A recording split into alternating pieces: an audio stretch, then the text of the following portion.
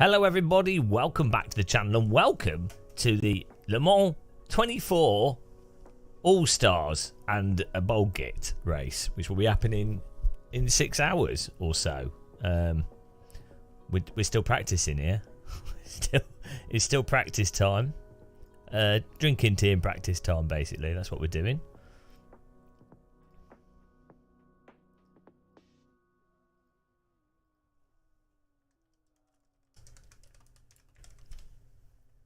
Let's put that on the screen so people know. Otherwise they won't know. They'll be like, when does it start? Even if I put this on the screen, they'll still be like, oh, when's it start? Hello, Cooper Moogle, how's it going? And Ultimate Shine. Hello. How you doing?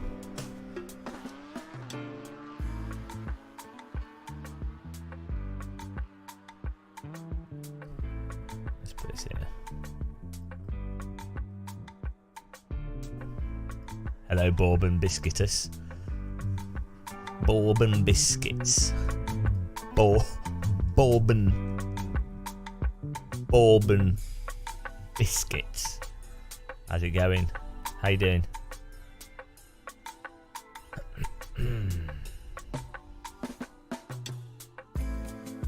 Right, there we go. Get this all set up correctly. Hope everyone's got donuts, because I've got donuts. I've come with full donut supply today. Maxing out the donut. There we go. What a beaut. Banning myself. I don't know, it's just a sprint race. It's not for a while, we're practicing first. We drink lots of tea drinking. I'm here for tea drinking, not for racing. Come on. It's all about that tea drinking. It's the thing in life, tea drinking. That's all you need. Right. My headphones are like really loud for some reason. I don't know why. Ich nicht know why. There we go. I went to Lidl's. Got myself some donuts. I was going to be lazy and do a Deliveroo so I could start streaming sooner.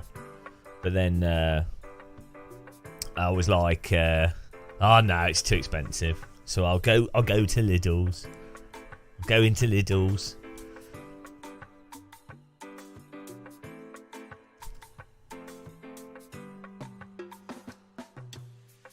I'll go into Lidl's and do the old shopping, you know. Right.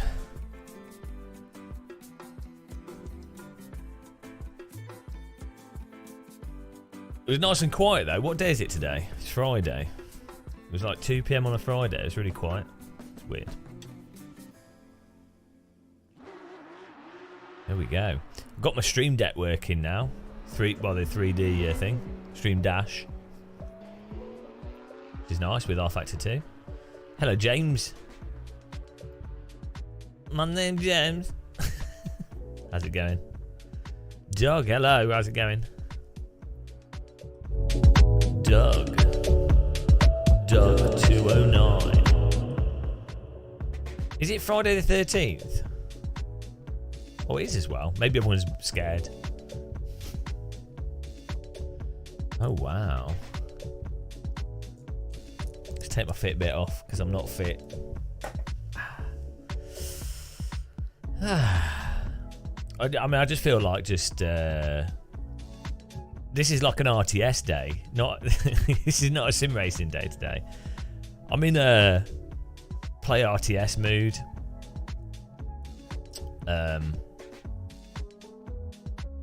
You know, like a strategy game, relaxed strategy game. Maybe like a Rome Total War. That should be. We should have an esport for that. Le Mans Total War. I would. Was it the Greek army that had the elephants? That's the strategy I'd employ. Set fire to the pigs to scare the elephants. That's proper. That's exciting. That is. They knew how to entertain themselves back in the day. None of this car stuff.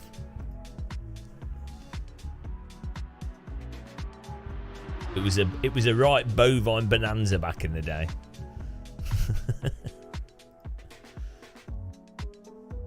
Toto War.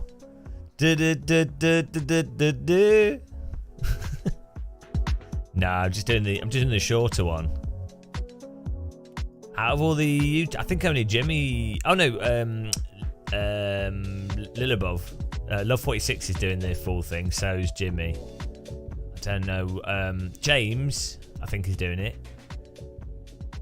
James. What's his face? You know who I mean. World's fastest gamer.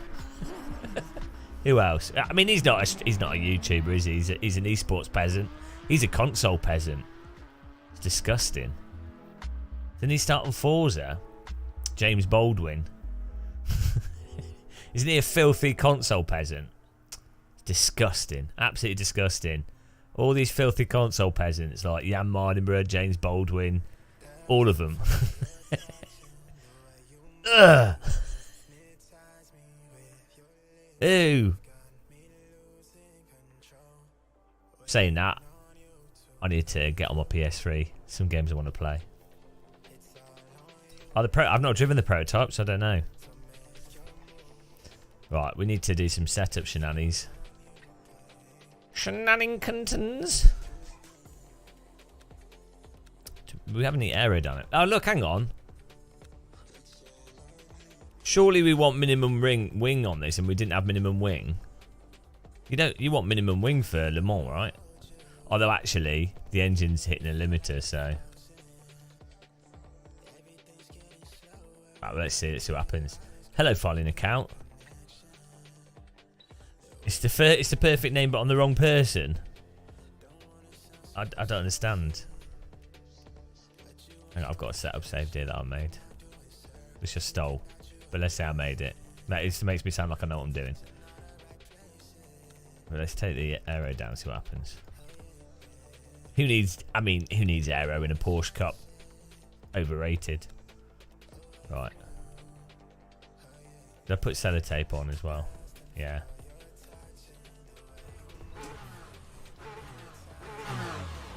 How you doing, account of the filing?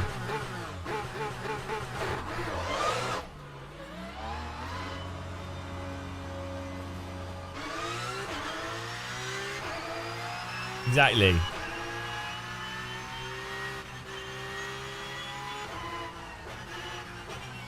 Oh, I did need to edit. Oh, I forgot to edit. There's a text file I need to edit. Well overrated, mate. Oh, well, it's too late now. There's a text file I need to edit for bump magnitude for curbs because it's a bit over the top. After last night, though, I could probably turn the shadow graphics up as well. My brain should have consolidated. We should have consolidated what we learned yesterday.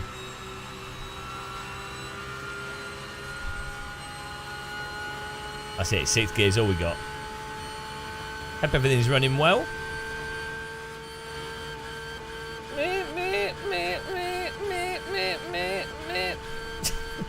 That's the sound of the car that's not happy.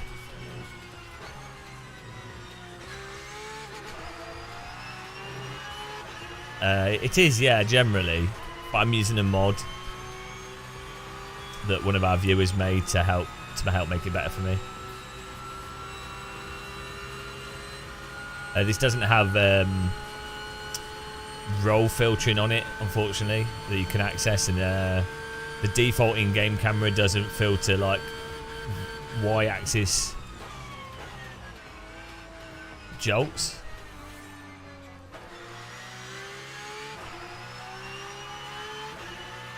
But oh well. I don't know, Freaky League. Like, I don't do these things. Maybe because they hate us. I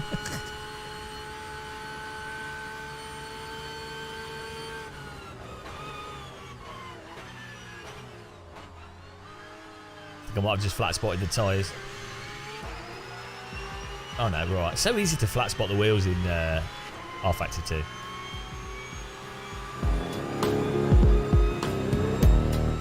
What are these beats? I'm in my Porsche with my square tyres. They're really fun when I'm driving down the straight.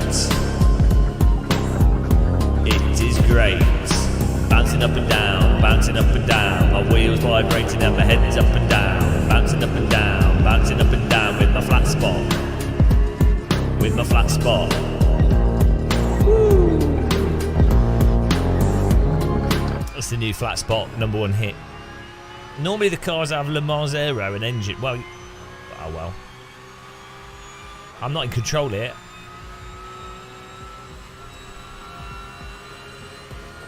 I have flat spotted them.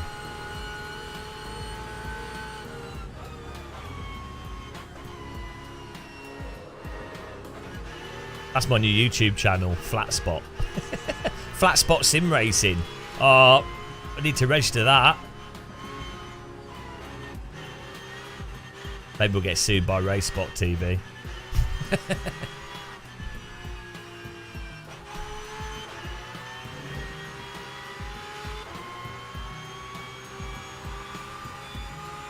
I don't know, Itchy.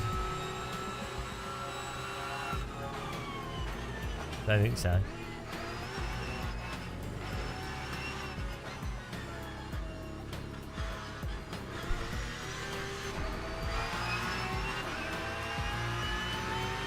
Nice one, Nick.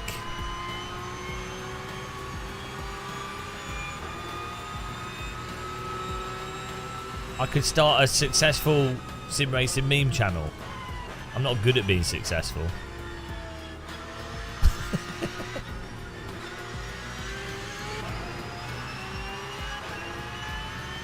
Got to concentrate through this part of the track.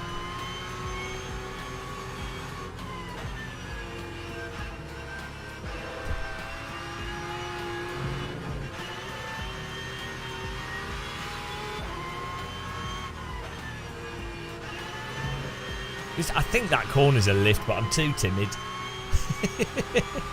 In real life, I just keep my foot planted, obviously. But in the sim, I've got to be careful in the sim.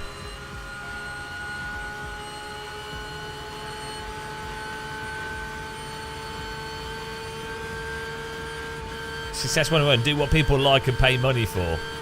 I do what people don't like and don't want to pay money for. I enjoy the challenge. This whole channel is a social experiment in doing like the least likely thing to work. Play video games that nobody plays. Alienate your audience by complaining about everything you do. And then burn all the bridges with businesses. It's genius. I should be in the Tate Modern. What an exhibit.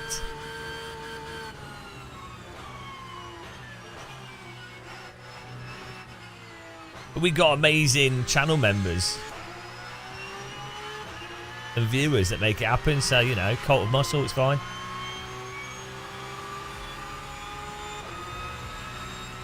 All regrets. Social experiment gone wrong. Hashtag.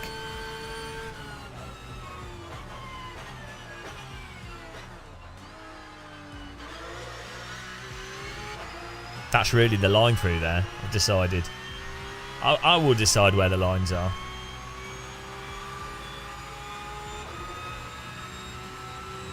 Are any of you guys fans of runways?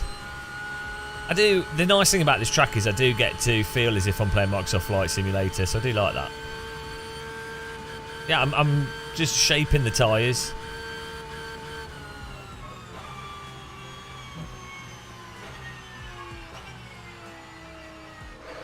Oh, hello.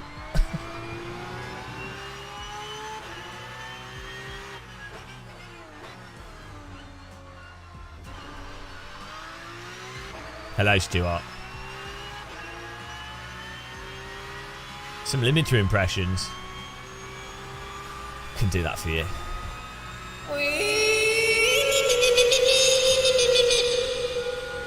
the best I can do. Pretty good at that though.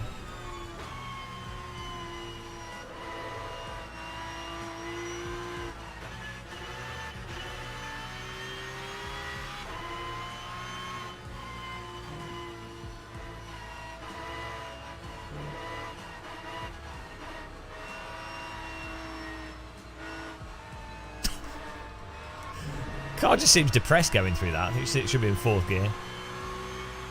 I nailed it. How's it going, Buttons? Hello, Karen. Karen.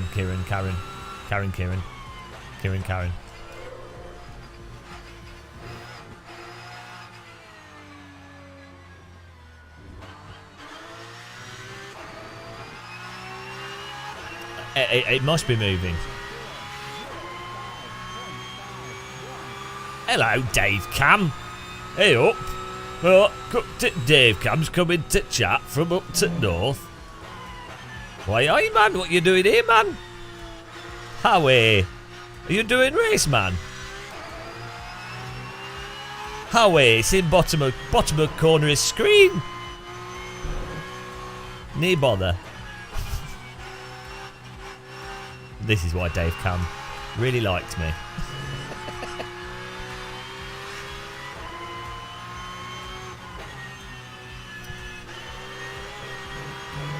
Oh, track cut. No, we got away with it. On my phone, eyes are... What do you mean your eyes are bad? Oh, I see what you're saying, yeah. Oh, you're from Newcastle, nice. Whereabouts in Newcastle, Nick? I think you said before.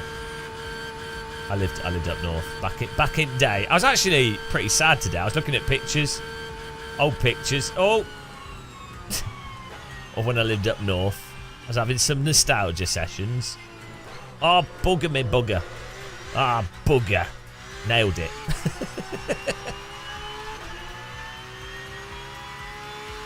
I have to go back up north. It's nice. I much prefer north to south. Oh, Jesmond. That's like north at Newcastle. On Metro.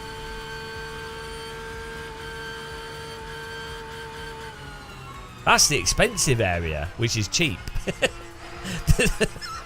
The expensive area of Newcastle.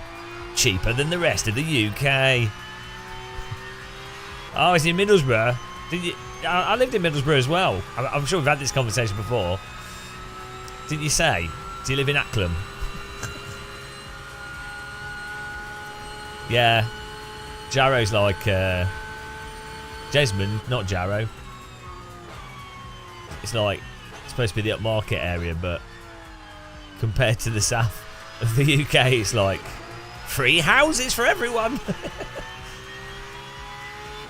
40p in Borough. Well, when I lived in Middlesbrough, they had a house, like a 4-bedroom house near the town centre. Near town centre, it was like £60,000 or something. I mean, it might have been like 40,000. But it was a 4-bedroom. Like Edwardian building. The equivalent of that down south would be like 650, 700,000. It was mental. Read mental. Saltfoot quid.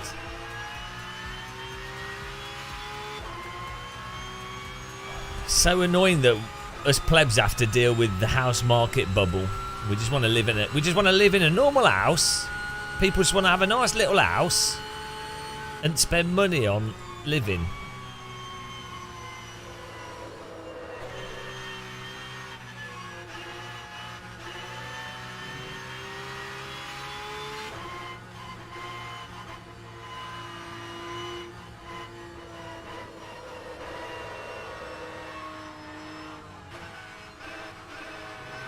No, normal house.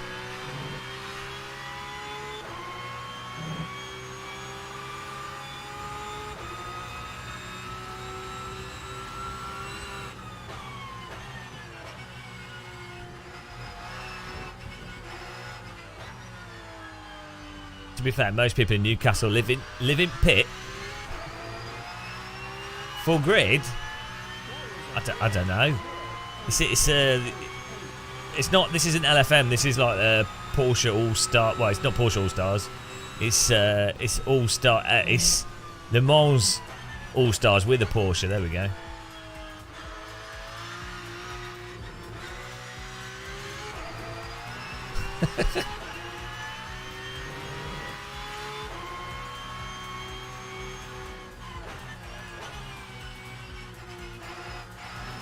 I'm the charity case.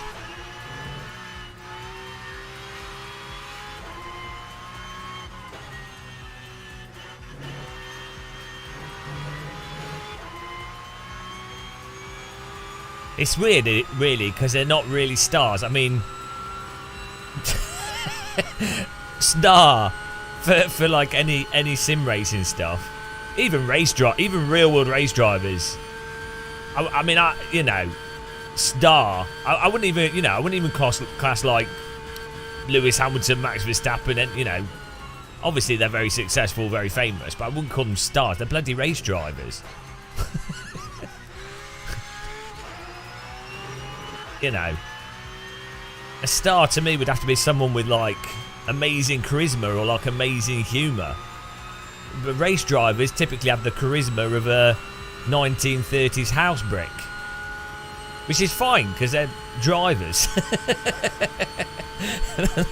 You know, they're meant to drive cars quickly. It's like with Olympians. I don't care if the gold medalist ski champion is funny or not, or what their views are, or if they're good at talking to a camera. I'm like, how good are you at bloody skiing? That's what I'm watching. But now, Dave Cam's a star. He's the Northern Star.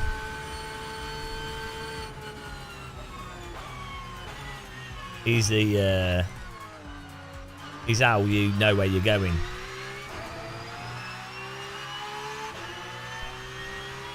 Why do fish fingers go limp when you reheat them? It'll be to do with moisture.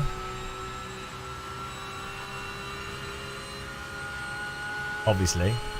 The Simpit events, hello. Everything's to do with moisture.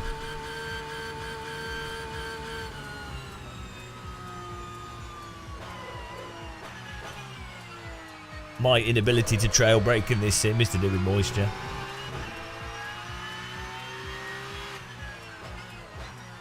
They should rename events. Leveraging unimportant people that have an audience due to the fact that they were first into a marketplace to increase viewership of a product. Event. I think that would be a better title. Leveraging unimportant people who ended up stumbling upon sim racing because they had nothing better to do with their lives and they're maladjusted socially as a way to highlight a product and market motorsport to younger people. Event. See, I'm well good at this. I can get a job in marketing tomorrow.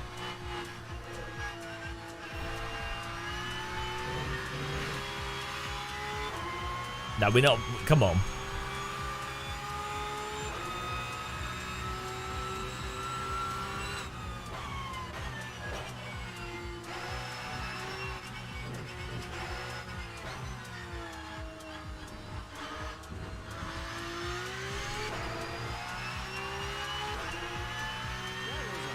Hello, Motion Sickness.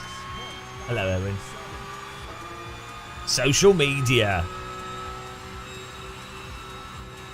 Ironically, social media is really antisocial. That's why it's called social media. You know, it's always the opposite.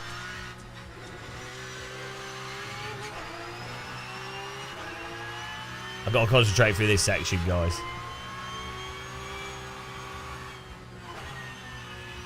Well, we failed at that.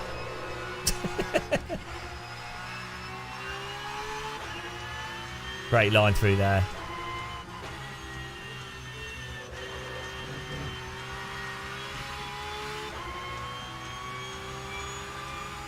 That's not how you concentrate, no.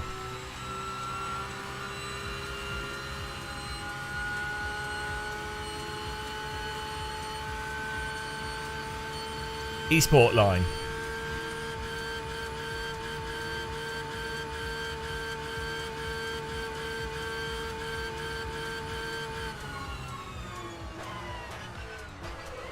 Ah, trying to break a bit later. Oh. No, well, no one can help me because the thing that would help me would be the sim having a feel for the tyre at the limit. So the only thing that would help me is that, or just turning lots of laps and then memorising inputs iRacing style. Unfortunately.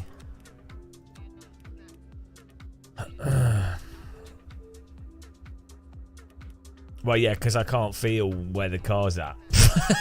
Like, it's just that, you know, that's the problem if you drive by feel. If you drive by feel and you ain't got no feel, you're done. Let's follow Mr. Aiden.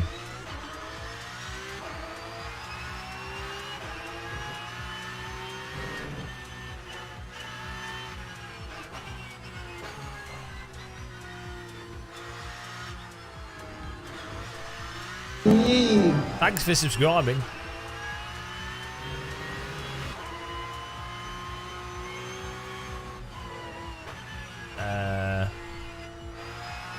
Not really. There's their little rank system. I think sometimes has people on it. A lot of people playing low fuel motorsport with Affialte 2.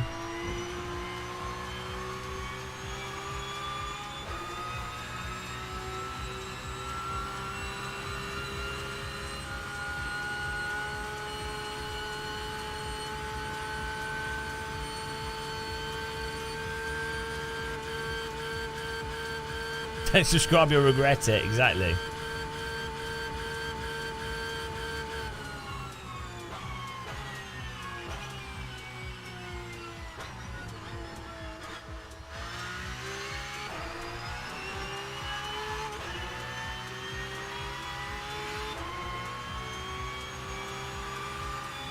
About the deadlift, I don't know. I can't lift. I can't lift anything.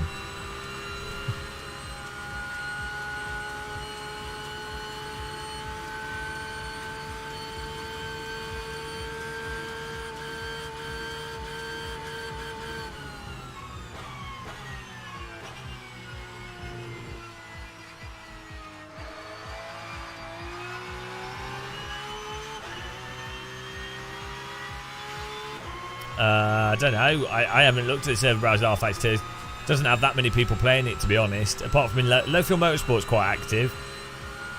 There's like Affialte 2 has like this sort of event, leagues and stuff.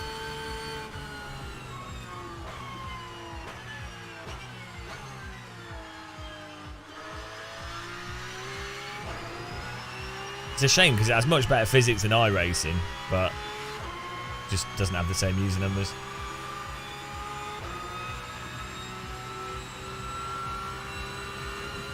Hello, DJ Jetbar.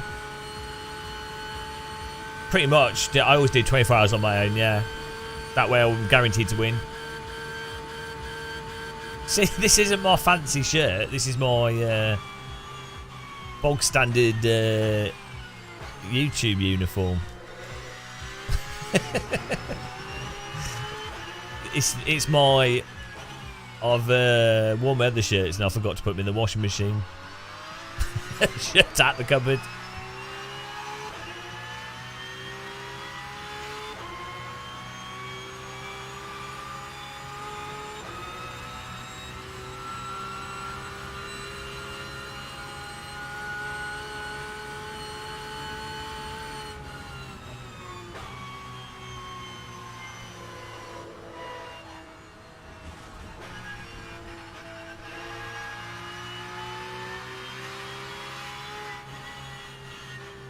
Man, they need to change the force feedback on this car so you can feel the rear, or you know, feel the slip. The handling of this is really nice. If it had that force feedback, this would be fantastic.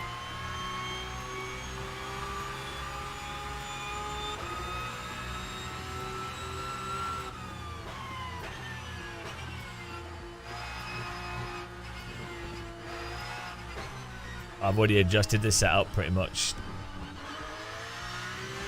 to what there's hardly anything on this car.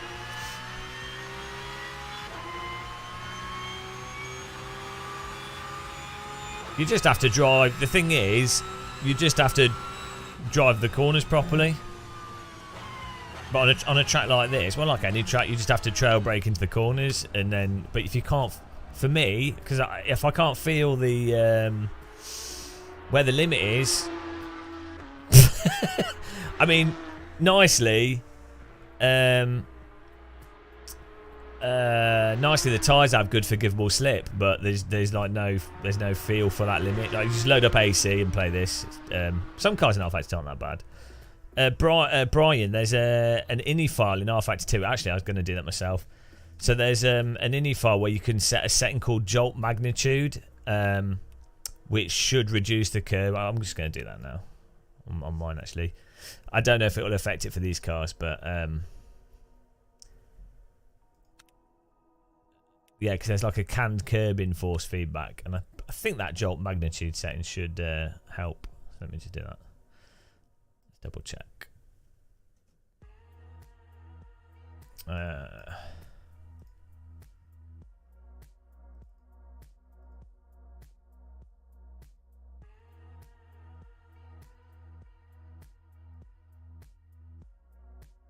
Where the R-Factor 2 files are. Check my documents.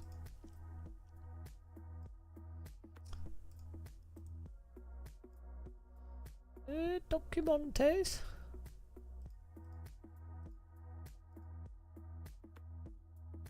There we go. It's in the Steam folder. User data, player.json, and then I think it's called jolt magnitude. Control F. I know you can't see anything here, but no, it's somewhere in there.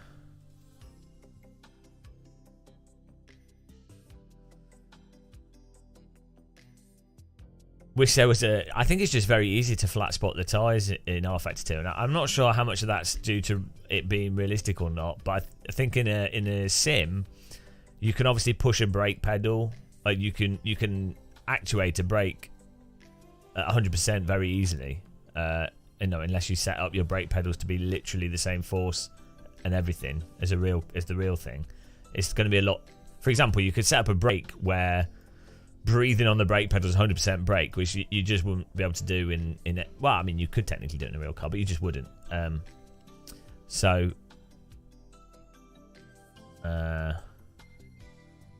I don't know how much of it's R-Factor 2's flat spotting being easy or a pedal thing.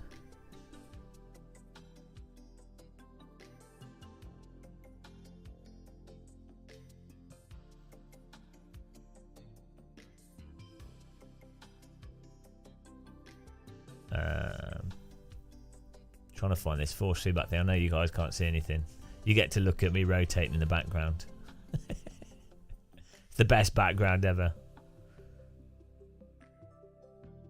You need to do Magello gold in AC. That's all that matters. Maybe it isn't in the player dot. Maybe it's somewhere else. Oh, thanks for subscribing. Who's that? AG McDaddy. Daddy up. Oh, here we go. Controls.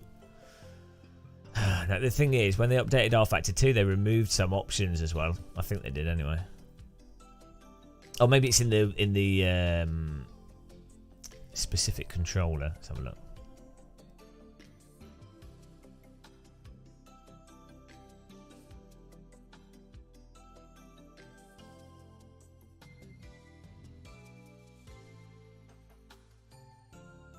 Controller.json. I think it's in that file, not player.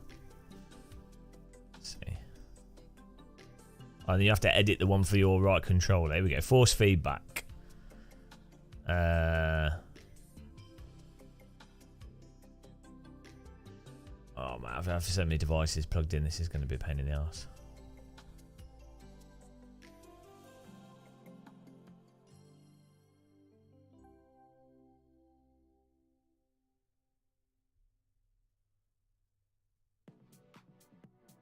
I can we can capture this window.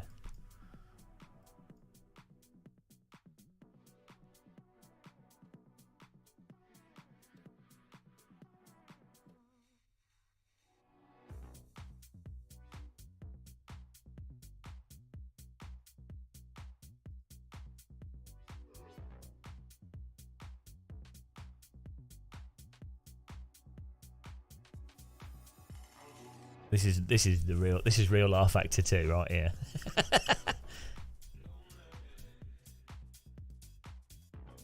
Hey, yeah, that's what I mean. Yeah, just going through it. I think it's jolt magnitude. So elegant. This is like this is some of the stuff in here is like left over from Affialte 1, and then you've got this AMS 2 probably has this. Any game that has G motor going back has some of these. Here we go, jolt magnitude. I'm not sure if this is for the right force feedback device, but let's assume it is.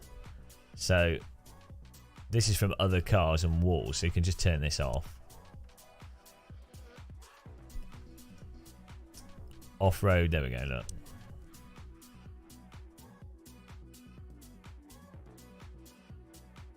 Oh, here we go. Rumble, so rumble strip on mine is turned off.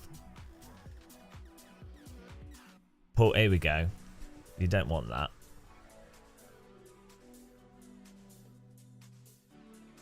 So if you go over a curb and you're like, why is my wheel tugging me off the track? Just change these. It's nice that this is exposed to players.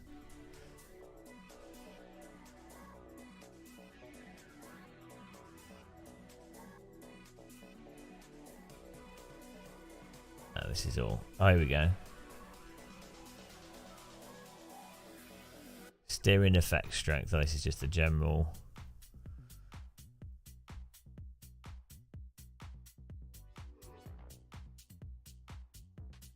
Yeah, good point. I might as well just put it to 0.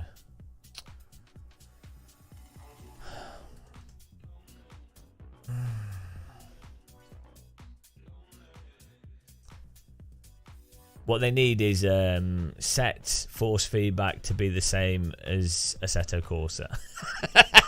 Woo! Best, amazing. Oh dear.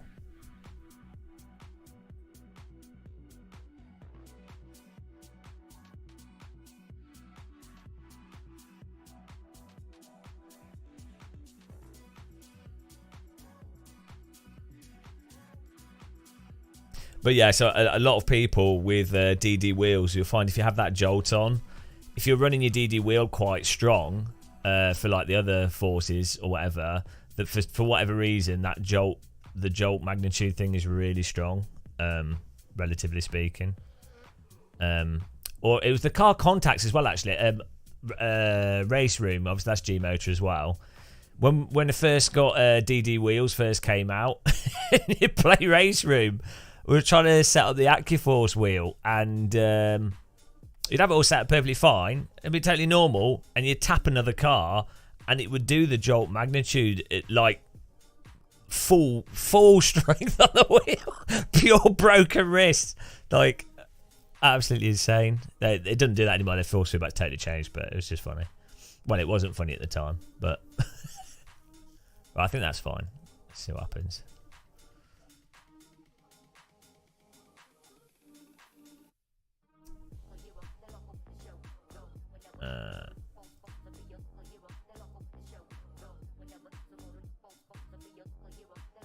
So I should be able to turn the force feedback up without the curbs and stuff being too aggressive.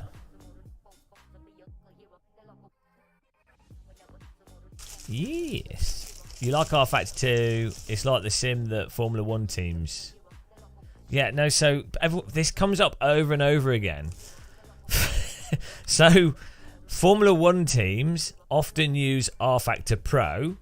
Affialte Pro you have to think of as like an envelope, like a game engine. They often put their own tyres model data, their own tyre systems into that. And then even if they're using Affialte 2, they might be using their, and they probably will be using their completely own custom tyre data and other stuff. And their sim rig is set up specifically for one car, dialed in for one car. And they could be using like at that point, it's like how Unreal Engine can be used for Hell Let Loose, and it can also be used for Gears of War or a mobile phone game.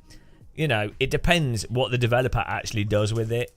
So the specific title of the game engine sort of becomes somewhat irrelevant. There are certain shared feature sets. There will be some things that are used, but you can't, as a home user, you can't go, rFactor Pro is used by Red Bull, so therefore it's the best driving simulator at home, or that means that it's the best sim. It doesn't work like that. Also, we talked about this before quite a few times, but the way teams use driving simulators is typically quite a bit different to how you would use a sim at home, in that their objective isn't necessarily does the car drive in all situations like a real car would. It's like, what data can we get out of the car? If it's driven within this range of performance, like the sort of X pace, can we use this simulator to test for like setups before we go to the track to cut time on there, or like, can we test ECU components? Can we do different steering wheel configurations? Can we set the car this way, that way? Will it use this much fuel? Will the tyres last? Loads of like testing stuff, driving the loop testing, which you can't just do with like a machine doing hypothetical stuff. So no, you don't, and no, again, a DJ, you don't need $1 million simulator to do rFactor Pro properly. Again, rFactor Pro is not a single thing. Going back, there's been F1 teams where their version of rFactor Pro is literally rFactor, and they were using it in Formula 1. I'm not going to say which team it was. They're no longer in Formula 1. But it ranges so much. So, like, it's not a simple... Yeah, I know, we've got the donut.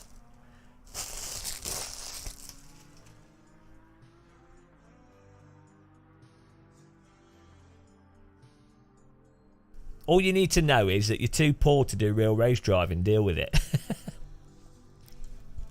Oh, well. I was having a donut. 2 donuts. 5 donuts. 10 donuts.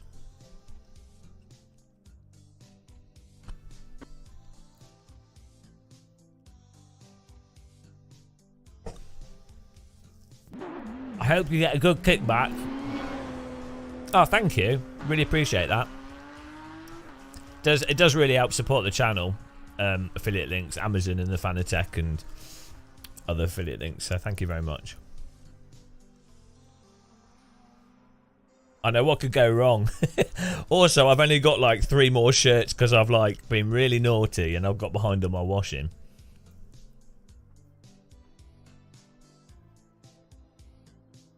You're too poor to do go-karting. Well, it's just too... It's motorsport. Any of these things are just too expensive for normal people. Like, it's insane. It's absolutely insane. You know, when gliding is more affordable than going to a go-kart track in terms of time value for money, you have to be like, hang on a minute. Apples to oranges, though.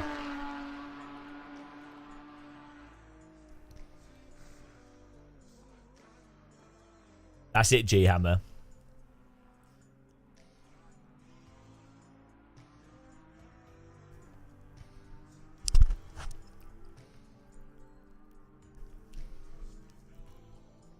It'd be nice in like the next 20 years or so if there's some like more affordable go-kart type thing, and then a structure to go-karting to allow people to like win.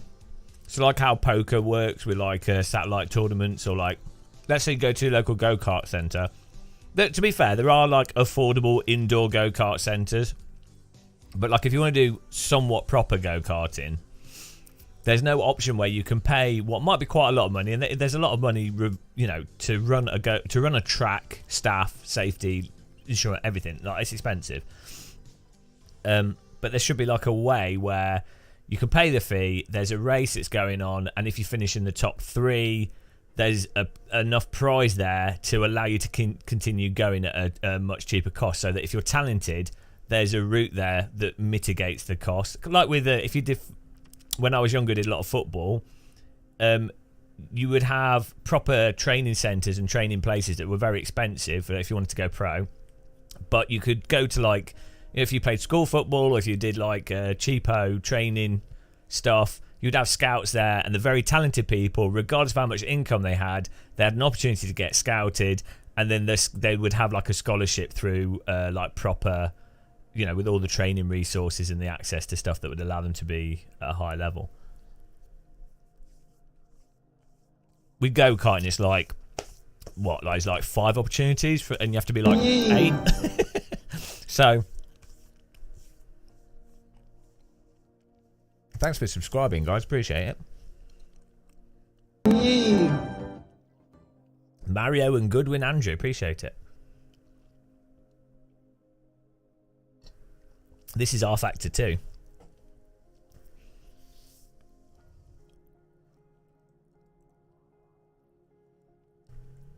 You have to be ridiculously well off to do go-karting. It's got a lot worse. Like, even when I was a teenager, so I'm from like a really middle class family. Both parents were teachers. They had normal jobs, like, weren't rich, but lived in a nice house, proper middle class.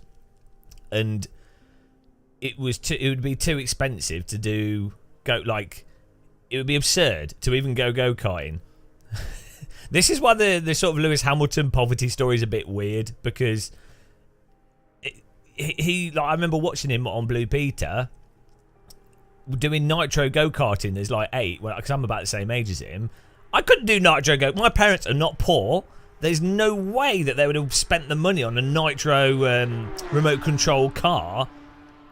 So, like, obviously, relative to other drivers, and massive respect to Hamilton. Like, obviously, he's amazing. Put up a load of crap, but like the poverty thing is a bit weird. It's like relative to F1 drivers, but relative to general society, median society. You know, there's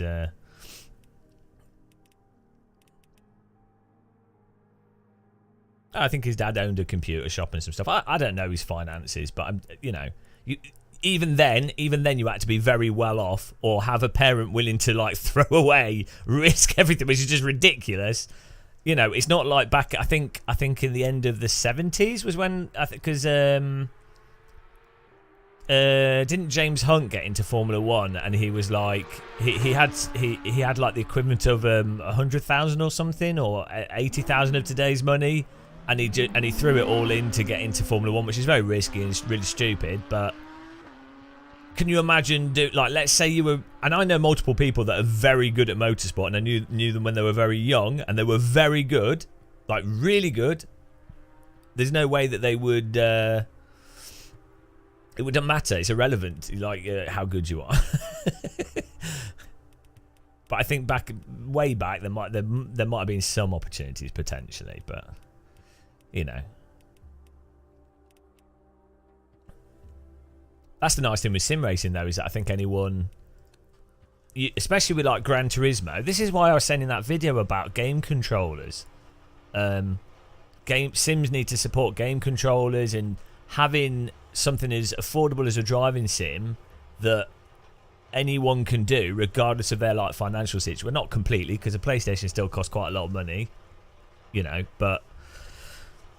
It's a lot better, and then having like the F4 races, that Roadkit did a F4 series in Race Room, and there's been some in iRacing with the prize of driving, so that stuff's amazing.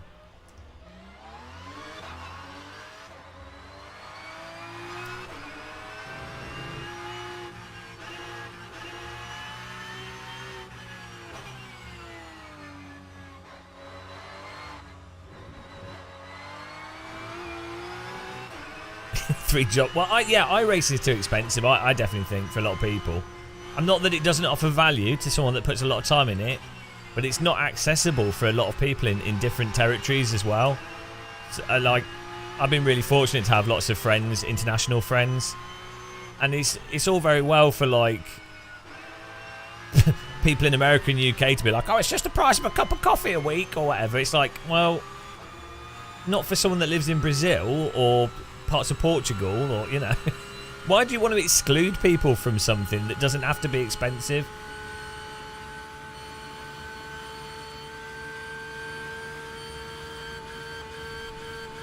Yeah, exactly.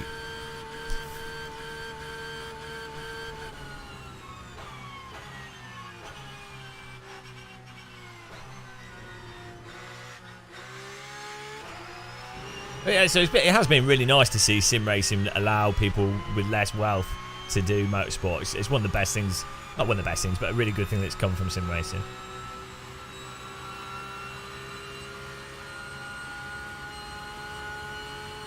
It might have regional pricing now, but it's, you know.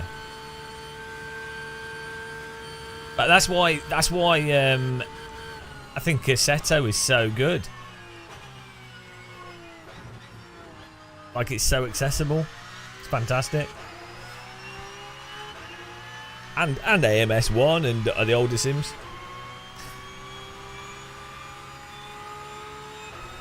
It's difficult though from a developer's perspective because licensing content can be very expensive.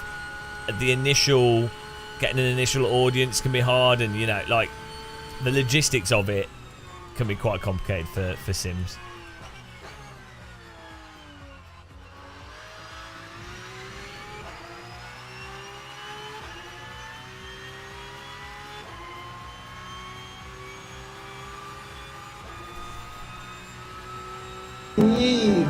Thanks for subscribing, Alessandro.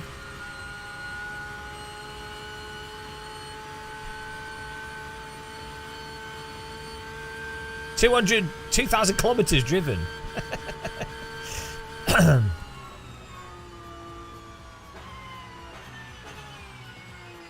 Yeah, it'd be nice to see like some sim racing stuff at Gamescom and things, and some more sort of, like, sim racing has the same problems weirdly that like VR has, in that it's really, really fun, it's amazing, but unless you like play a sim on like an okay wheel, you won't know, like there's no way to know. And as I was saying yesterday, it's like that, getting that bug, that racing bug, it's quite a hard thing to overcome for players. Same problem that VR has. Like VR, I mean, VR has a lot of problems at the moment with the games, a lot of the games being pretty bad, but the VR as a specific thing is amazing. It's honestly like incredible technology and amazing immersion, and really does blow people away. Like Half-Life Alyx and stuff, and flight sim, driving sim, anything like there's anything that's good in VR, it's incredible. It's like science fiction, but you can't explain how good VR is to someone. They have to use it, which makes it very hard to market and grow things. It does. The nice thing with the new Porsche, the Sim Pit events, is that it has has hybrid fuel system, dual fuel or something, because it's important to think about the environment when doing motorsport. That's like, you know, motorsport's a bit weird, isn't it? I do like it. It's just, it's so weird. It's business.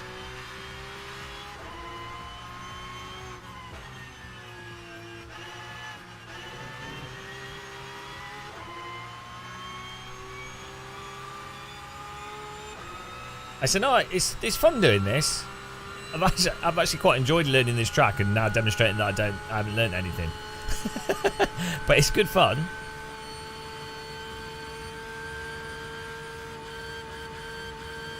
Yeah, a thing we're saying with VR, if you get motion sick with VR, it's important not to push through it if you get motion sick initially. So if you're playing a VR game and you feel motion sick, take the headset off, have a break, but then try it again and it'll reduce. The worst thing someone can do is be playing and then be motion sick and be like, oh, just ignore it, because then it'll ingrain VR with motion sickness as a thing.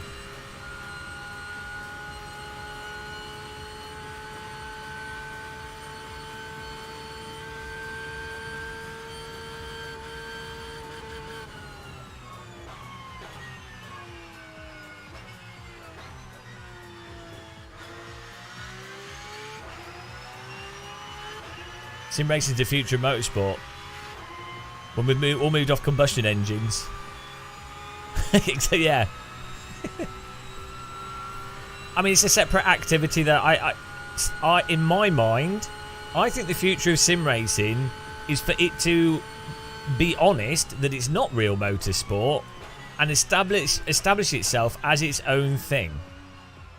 Not try and pretend to be motorsport. It's its own completely valid activity that's complementary and works well with real motorsport and has a skill set crossover, but it's not the same thing. And so, like, the more it's like a really good example is when you watch race commentaries of esports events.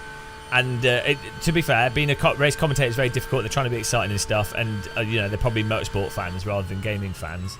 So I'm not having a go at them. They do a better job than what I'd ever do.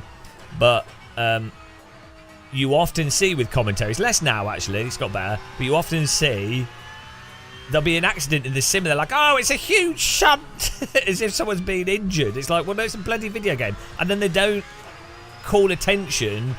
So there'll be a technical problem that's a technical problem with the video game, and then they act as if it's not a technical problem with the video game. I get the promoter and stuff, you don't want to make the game look bad, it's business, but it's actually part of the sport. So if you were watching Tetris esports or Dota or whatever, or Counter-Strike, they're honest. When they in Counter-Strike Go, when a team exploits something that's an aspect of the game engine, which is basically esports, that's what you're doing, they speak about it and they go, well, is this a good exploit? Was that a bad exploit? Were they right to exploit that, or was that a problem with the game engine? And it's an honest conversational point that's interesting, and it doesn't diminish this sport. You just have to be honest about that. Like in real racing, there's technical issues with the cars due to some like mess up by someone or something. If the commentators just acted as if that was something else, it'd be, you know, by being honest, it makes it more compelling as a viewership thing, because it's more real and it's more raw.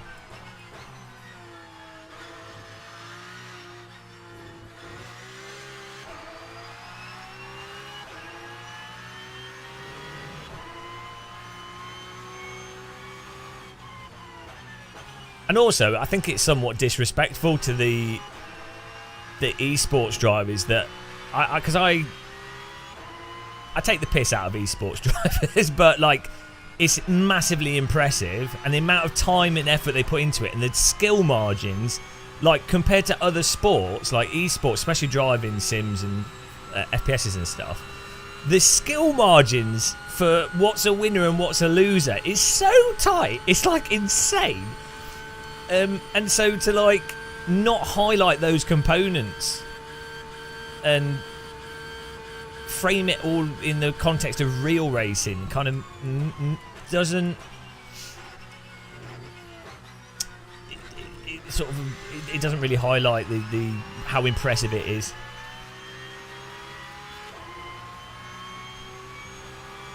Yeah, well, there's a conversation to be had on that, isn't there, dog? It's quite an interesting conversation. I expect like the Counter-Strike Go thing with the boosting on them. What's the map? I can't remember what the name of the map is. But there was a boost thing that they worked out in the tournament. It caused a huge like controversy. They fixed it, obviously. Valve fixed it. But is it, you know? Yeah, there's exploits, but then there's also stuff that's just within the rules, and then there's technical issues. But someone's game crashing in a racing sim esports event, or the wheel stopping working, that's just a technical, you know. So it's the same as stupid stuff that happens in real driving, but you just have to be honest about it. Oh, my game crashed because it's not the most stable. But as I say, it's easy to like point out these criticisms. It's very hard to put on like a good esports event. It's a lot of work. It's very hard to commentate for long periods of time and to be colourful with that. So it's always easy to be critical of these things. So I'm not having a go at people who do it. Like I'm really impressed with a lot of the esports commentary. And also depressed by it equally.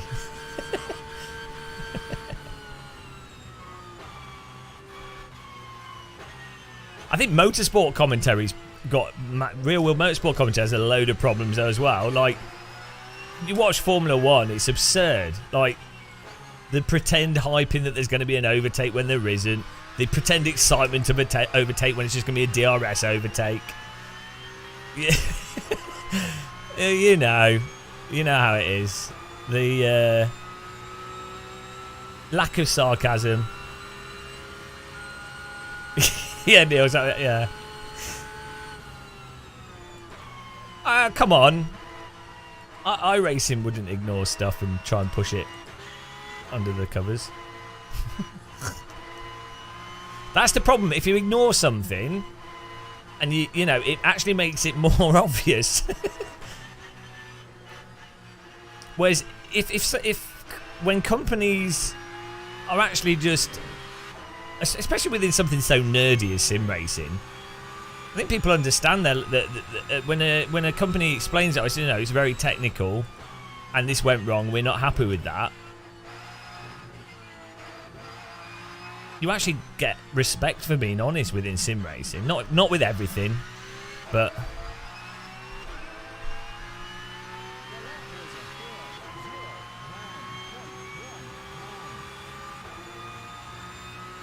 we need a Murray Walker. I thought that was a one-off.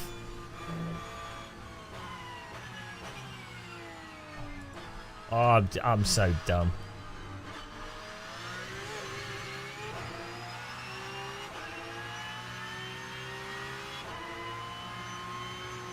I think the problem with race driving, though, from a commentary perspective as well, you've got these like weird tropes of say the corner name, say the history of who's crashed at that corner.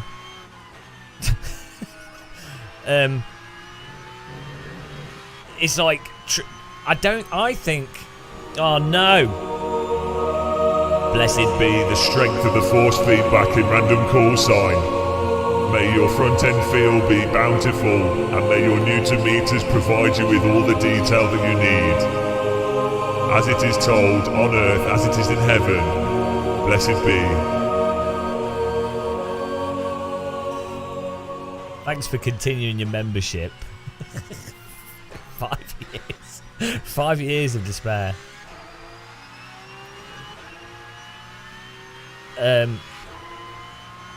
Yeah, the tropes. The commentary tropes. Yeah, I think motorsport commentary should probably be more like cricket or snooker rather than horse racing. It's as if, because horse racing existed before car racing, they were like, right, we need to commentate on this on the radio to make it exciting for radio listeners. So how do we commentate this for something where not much is really happening a lot of the time, especially in old racing? Well, actually, but they'd commentate like a horse race, whereas maybe it needs to be commentated like snooker or golf. Maybe I'm just old. I like watching the onboards of endurance racing, where they just have the onboard, and then you'll have like an analyst talking about the strategies that the different teams are using, and like interviews with the teams, and not like fake hype. And then when there is, so the worst thing in modern Formula 1 commentary is fake hype. This is the problem with Formula 1. There are some genuinely really exciting things that happen in F1, like amazing moves, crazy accidents, crazy mismanagement, like mental stuff, but it doesn't stand out amongst the bog standard stuff because they're shouting 24/7. So there's no contrast, there's no dynamics to it.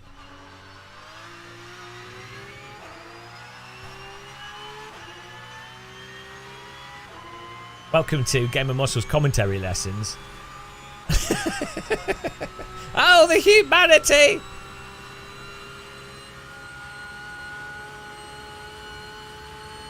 Well, what if you think you know? Why didn't you do it?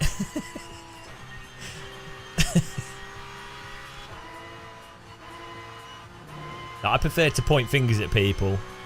It's a lot easier.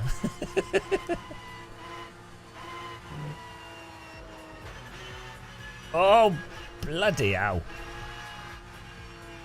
Oh, I've won it.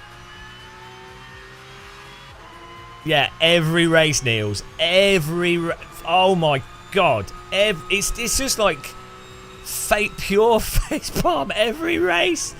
Every F1 race. And then the F1 editing of there's a battle between, I don't know, 3rd, 4th and 5th or something. Really nice racecraft for them to get those vital points with teams that are actually racing each other. And it's like the most compelling racing. And they're like, no, we've got to watch the car that's 40 seconds ahead complete the final 5 corners of the race. It's like, no! Picture in picture. That's why picture in picture is invented. Oh no, but we need to show it full screen because they've paid for their advertisers to get full screen coverage, which is also why we've got rid of all the nice camera angles, because you need to be able to see that ING advert so that you know who to do your banking with. Because I do all my banking. I do all my banking based on racetrack advertisings, which is why I bought, following from the Formula 1 races, I bought loads of NFTs because they had a van driving around the track with NFTs on it, and unfortunately I'm now bankrupt. But I trusted them. Oh dear. Fortunately, I didn't buy any NFTs or any Bitcoin because maybe buying assets that aren't backed by anything is probably not too bright. Not a financial advisor, ignore everything I say. Or don't ignore, your choice. Anyway. This is my donut. God, donut rants.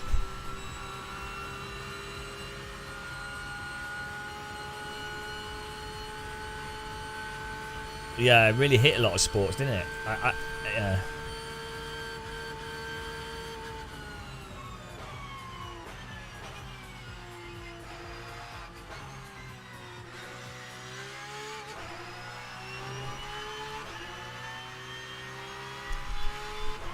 Pump and dump.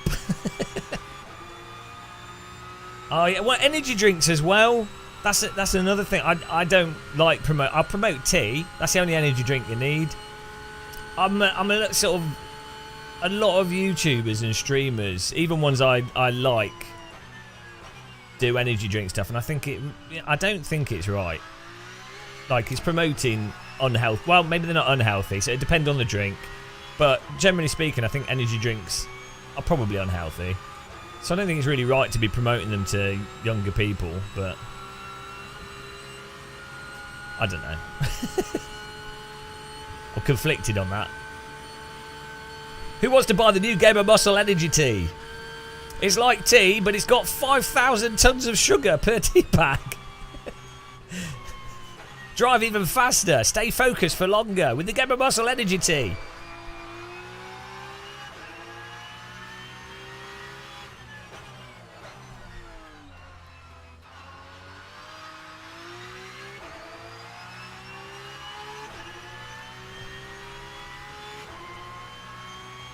Well, yeah, I don't think alcohol and cigarettes. I think they're even worse. Exactly.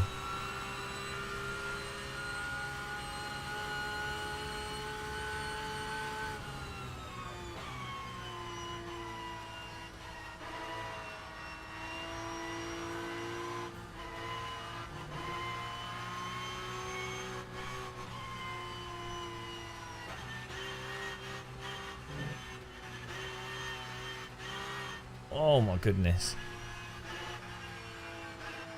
Oh, this might be the best lap we've done so far. Oh no, it won't be, because we've just been doing very slow laps. Getting ahead of myself there.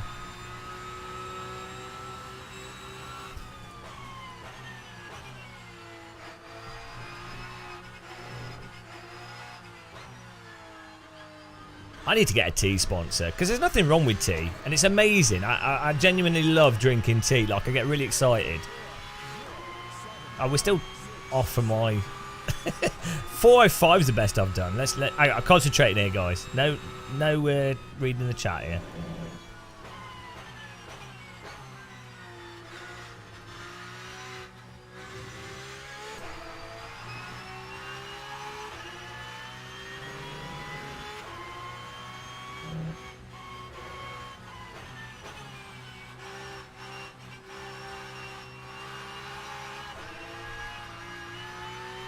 It's a really good first sector on this track. Oh, that's not going to count, is it? Track cut. I know we got away with it. It's the Le Mans All-Stars. It's because they're doing their proper quali. So you should, for the main race, you should support. I think Jimmy's on one team. James Baldwin is on a different team, and Love 46. I think they're all three of those YouTubers that I know are on different teams. So we need to we can support all three of them, and then whichever one wins, we can claim we supported from the beginning. They're doing their qualifying. This is like an all-star, no-star thing to drum up excitement, because nothing's more sexy. Sexy and exciting. Like sim racing. I think it's pretty sexy. Oh no, James and Jim are together. That's two Jameses. There's way too many Jameses in this world. They should just be put to death, all of them. I've missed a corner.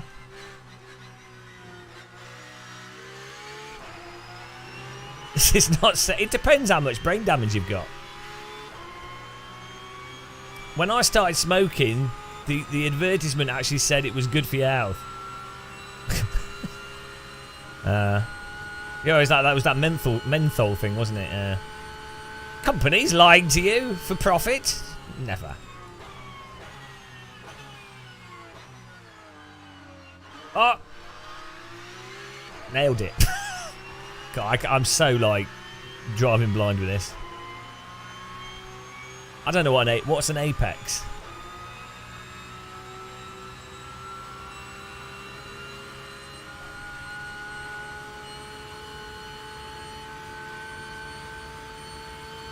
Oh, we have to. This is the last lap, and I have to pit again.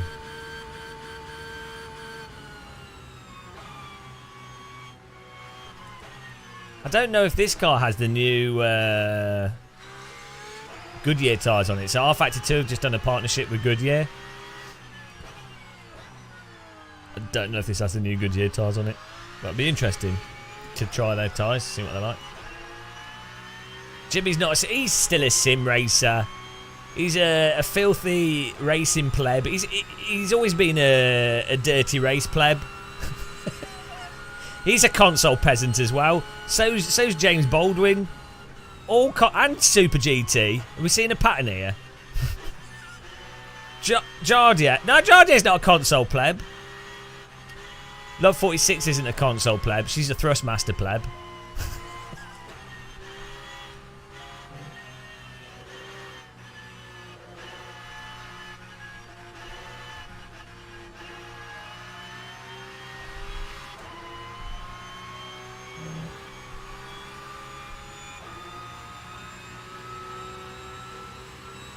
You wait, Jimmy's just a spearhead. Jimmy and James, the spearhead of sim racers replacing and filthy YouTubers replacing real drivers. I'm sure none of the real drivers are annoyed by this. I've never heard a real race driver complain about people that haven't had to pay as much to get into motorsport. There's no jealousy at all.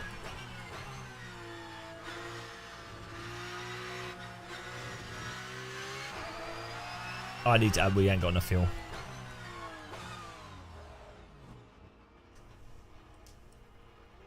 It's alright, I ain't missed anything yet. It starts at 6 PM, it's only 4:23. Right, we 4:06, we did a 4:05. Like, the people in here are practicing. I don't know why I'm so slow. I do actually, I'm not trail braking. I'm not hitting the apexes. That's at least 2 seconds. I can't. It's amazing to me that I can be so bad at a sim without that force feedback. It's so important to me. Like, I'm not good at sims anyway, but it's the degree to which I depend on force feedback and the feel of the car. And it actually boggles my mind how that's not the case with a lot of people. Yeah, it's a fixed setup.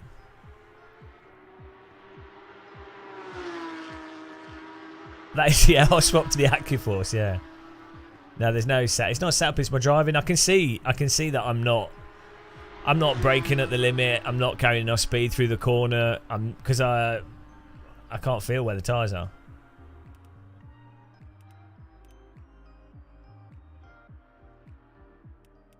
I don't know. Whether they're probably driving. Team Redline will be driving like one of the new LMP cars. I'd imagine.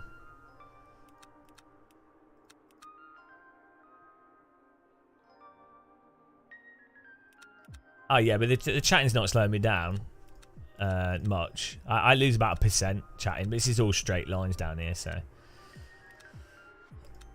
what was I? I need to put the downforce back on a bit.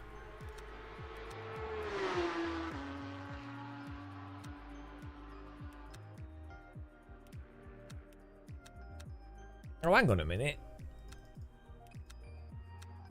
Did it reset it? Why is my setup?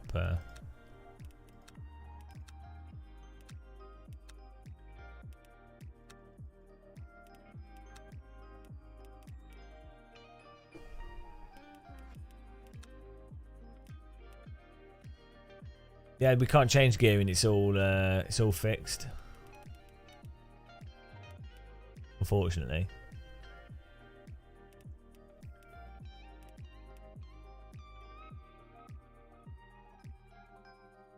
Team Redline's going to race with a Portuguese. He's going to take the... What's that thing?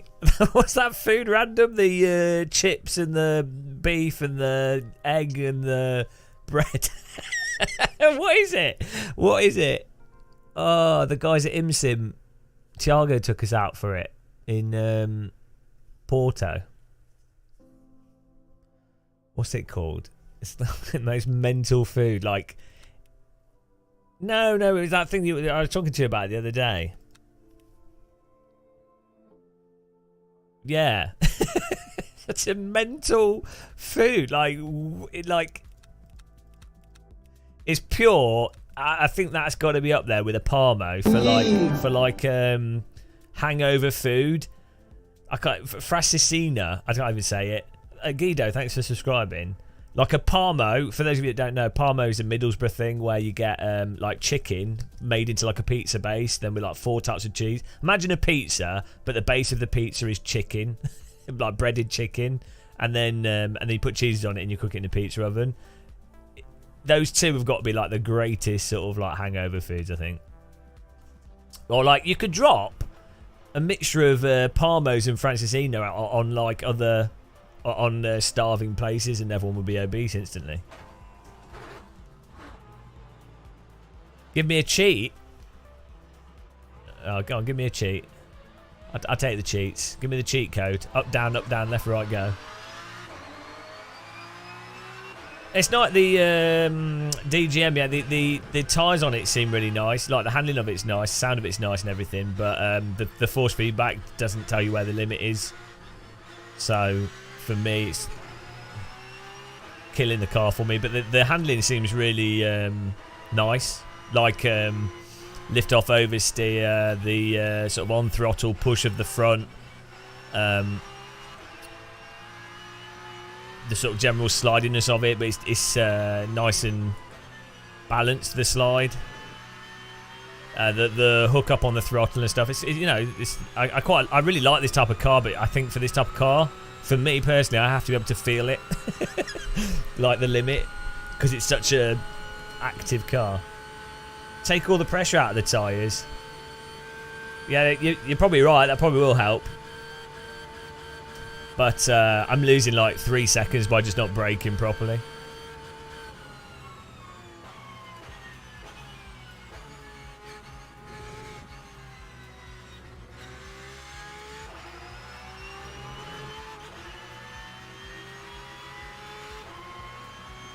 Drive on the rims. Like if it was set up. Yeah, I saw that, but I'm not sure how that brake effect works, and I don't think it relates to the actual limit of the tyres. I think it might be like a canned. It's oops. It's a canned effect. I locked up the wheels there. Let's change the pressure.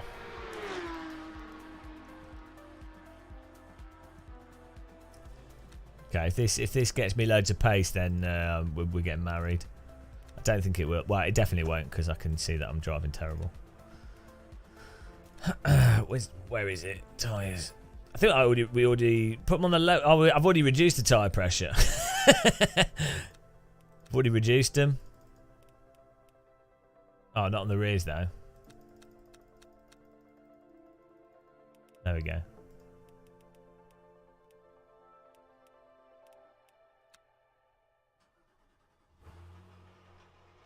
Yeah, I'd have to try it, Thomas, but I'm pretty sure it's not what I want. I think because a year or so ago I went through R Factor 2 force feedback, like properly every single setting. Didn't find anything.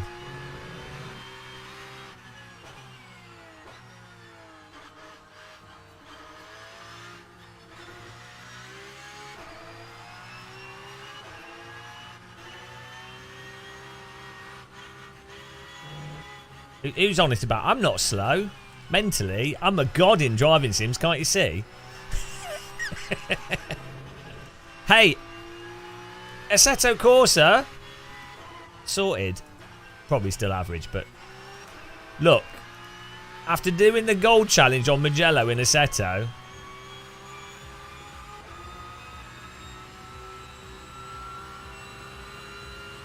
okay, I'll give it a go. I'll give it a go. Lord Thomas is... Look. Who in chat has done the Mugello Gold Challenge in Assetto?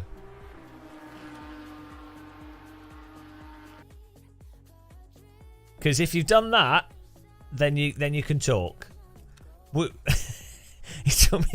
took me like 8 hours to do it.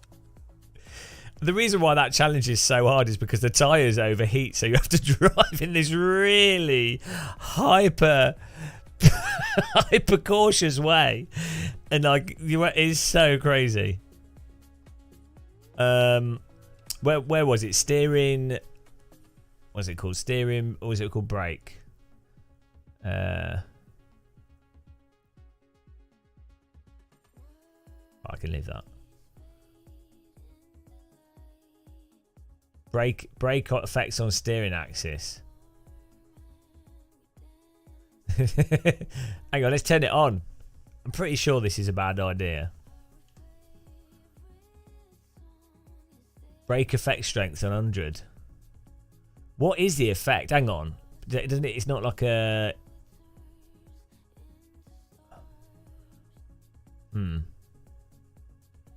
I think their effect is rumbles, I'm pretty sure. It's just a vibrational effect. It's just like a sine wave at X frequency. But we'll give it a go. We'll give it a go. As I say, it's not really... It's more to do with the feel for the limit rather than... Oh, I've clicked the wrong button. No.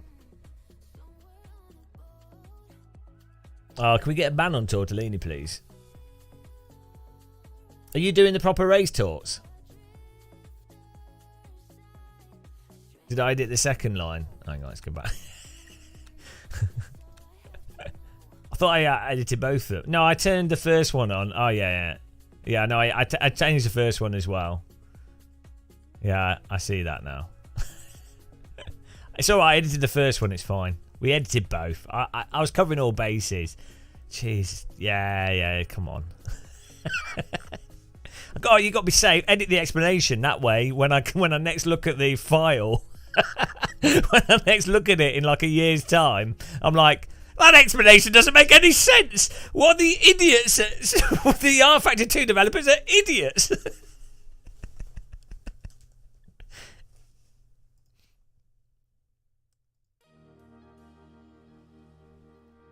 Yeah, change the explanation. That's what I've been doing for my whole life.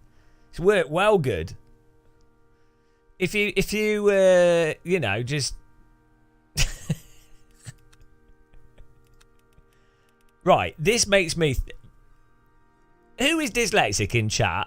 In my mind, I think bacon, lettuce and tomato sandwich. Every time I see this car, I think BLT. And I want a sandwich. And it doesn't make any sense because it's pink. If the car was like green or sandwich coloured.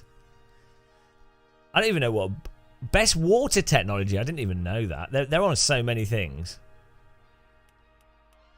Oh, this one looks like Lidl's. Oh, I'm going for the Lidl's car, guys. Forget that. This is Lidl's. British as well. Yes. We're going to win now. Now we've got a Lidl's livery. Sorry to the... to whichever business that paid for that livery. It's now Lidl's. Bacon, lettuce and tomato. British. It's a British car. You've got to go down clean the chimney. I'm going to put wheels on my car. No, because Audi's terrible. Though they do have better sandwich selection at Audi's, I'll concede that. Audi's have great. You know, like if you're at work or something or out and you wanted to pick up like food to go, Audi beats Lidl for that. Audi does have some good better frozen food options than Lidl's, but Lidl's has, you know, let's just not talk about it. Lidl's is better. Oh, that's because Lemo Zedong, you're a genius. You know, geniuses like us make these. I wouldn't call them a mistake. Innovations is the word I'd go with. Let's. Do you know what? I noticed that I turned the tyre pressure down in the front tyres, but not the rear tyres. Oh well. I could get a job at Ferrari, so there is that.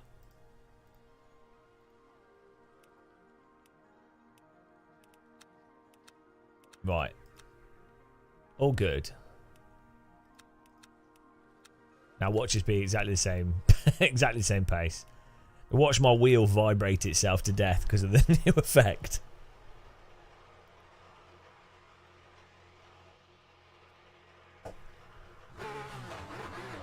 If you haven't, guys, you should go and subscribe to Aidan Millward. He has good, interesting, like sort of documentary story time videos. He's doing this race. If you like motorsport, you'll enjoy his channel.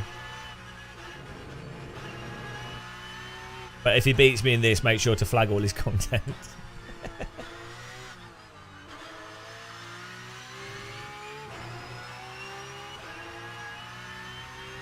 It depends what you're into, doesn't it?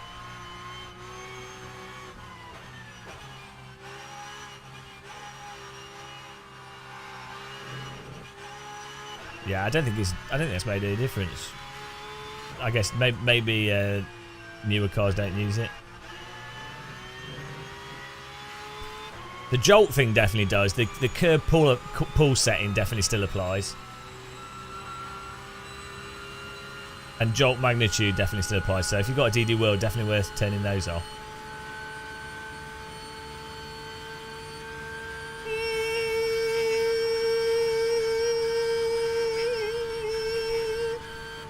Beautiful sound.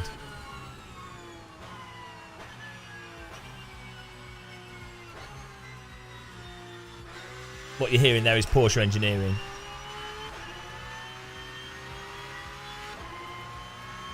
No, Rat. Do you not think we would have done that?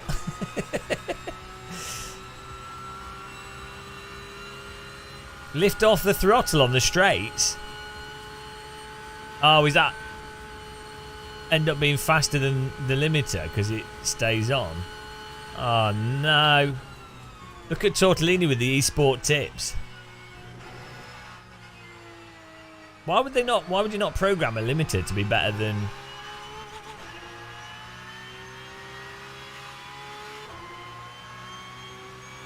Are you just saying random stuff? Look, the time I'm losing is because I'm not taking the corners properly. I can see that I'm I'm losing like 4 seconds on the corners because I can't tell how much to brake without locking up or how much to turn. Like, I know that's where I'm losing time. Yeah, you pay for the limiter. I've got flashing lights and everything. We're using a 3D sim gear light. Well, in this car, no, I don't think he's done anything. Well, hang on. If you look at the RPMs, if they...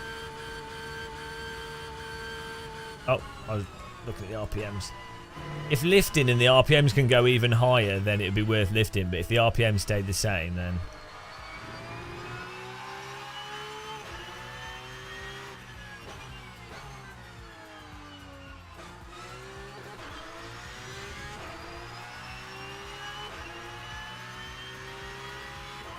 Hello, Nowland.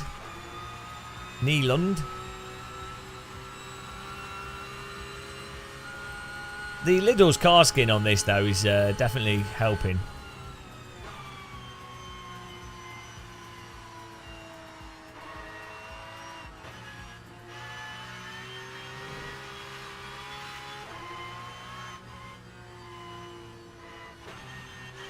Look, we're honestly not at the point where any like setup or anything would not help at all, because if you're not driving at the apex and you're not braking effectively, that's like 90% of time, like 95% of time.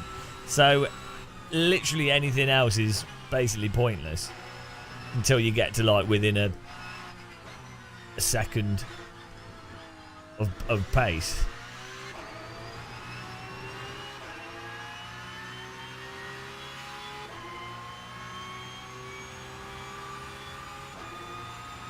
It's the time model feels really good on this compared to iRacing. It's miles better, but as I keep saying, it doesn't have force feedback for the limit. But the handling of the car's fine. See that? That's a great line through there. Just warming up the curbing.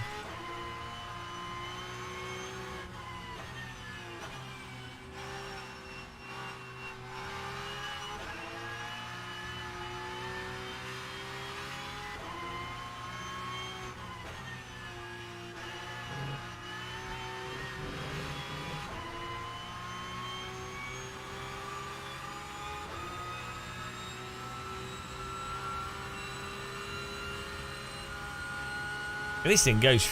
Look how quickly the fuel's going down.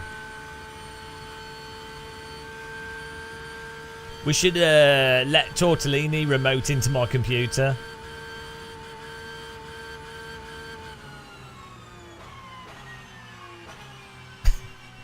Tortellini could drive faster using a mobile phone tilt controls. Over with delay latency. With 500 ping.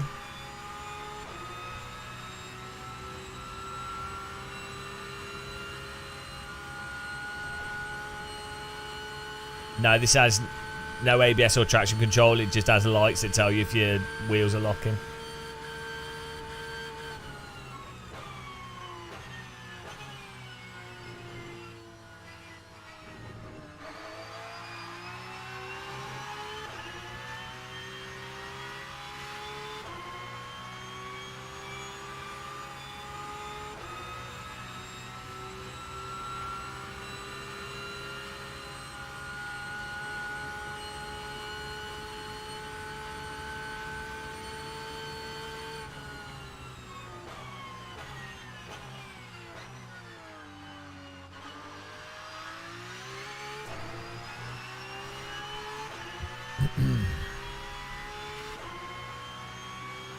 Be fun doing this track with like a grid of aerial atoms.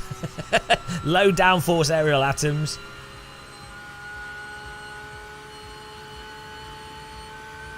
But setup won't do anything. You just have to drive better.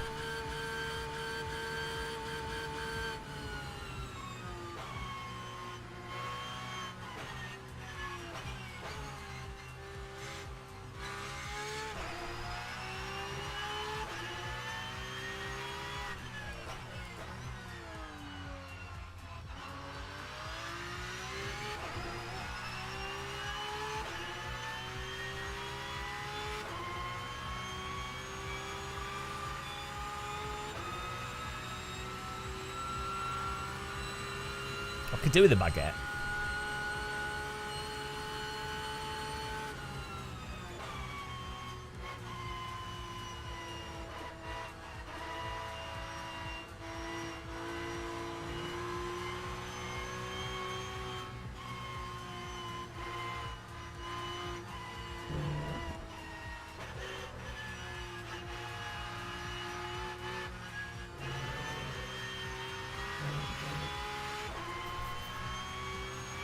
drive the better.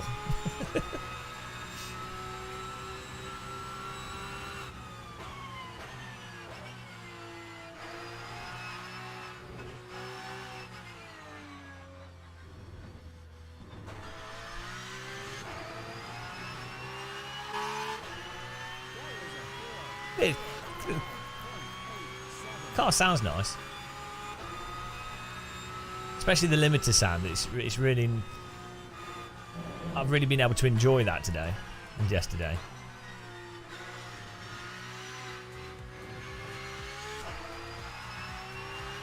Who doesn't love a bit of limiter in the morning?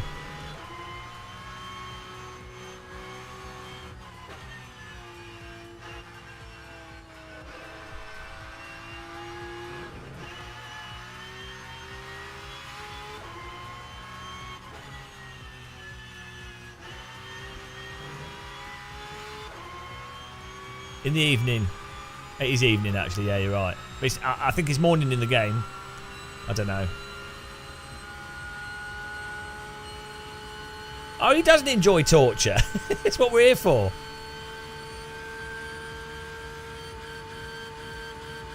I'm well enjoying the frame rate, though. I've been OLED destroyed here. 4K gaming at like perfectly smooth frame rates is mental. You're thinking about a Miata or a GT86? I don't have teammates. I'm not doing the full race. This is just an influencer pleb race before the qualifying for the proper thing. Yeah, I do have. It's not. But I need to make. But the problem is, if I make videos explaining force feedback, hardly anyone will see it, so it'll be a waste of time. Base shakers and rumble don't help you drive at the limit. You can only feel when you've gone over the limit and it's too late. So they're great for immersion, and they're great to let you know if you're pushing the tyres, or you know, if you've got a bit of rear slip and stuff. But for balancing a car at the limit, the only thing that's capable of doing that in a way that's quick enough and detailed enough is a direct drive wheel, and the game having good force feedback for that specific thing. But they're not helping you balance the car, because it's not that type of. I don't know. Maybe you're like way off the pace or something. I don't know. But it's not helping you balance the vehicle, because it's not the right type of force. No rumble is high enough resolution to describe the state of tyres at the limit. Like, it's such a fast, quick range of forces that you need.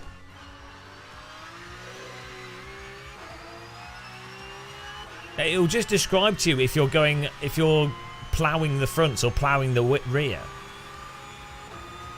But I don't know. Have you done Mugello? Have you done Mugello Gold in Assetto?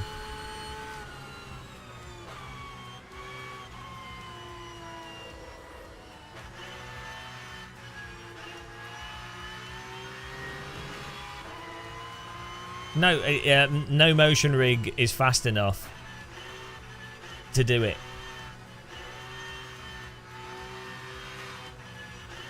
The only thing that's fast enough with enough speed and detail is a DD wheel, with the game doing the force feedback through it. I've been on just about every single motion rig on the market for a little bit of time. And I've been on some motion rigs with traction loss heave and everything for hours. Yeah, Putzak, I've got tactile transducers on my rig. I literally made Dayton audio pucks out of stock in the UK when I made a video on it. Amazon had a Dayton audio puck shortage due to my transducer video.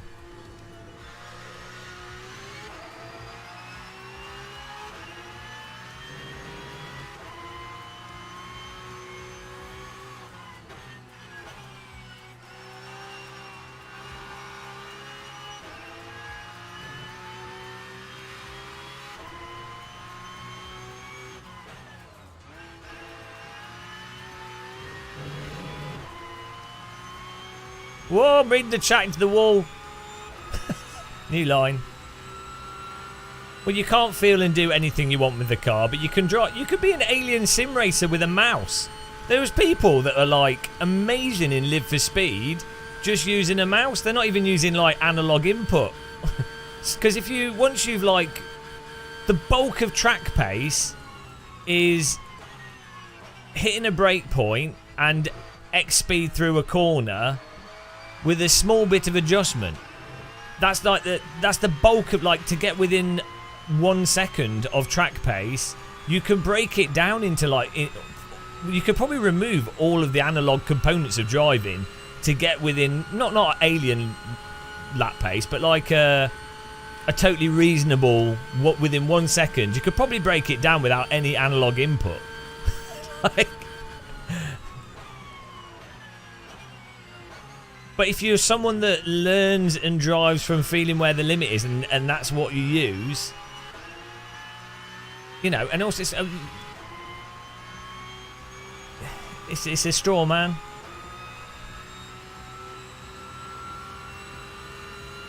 Cheap load cells are fun. Like, yeah. Paying totally this for a time amount.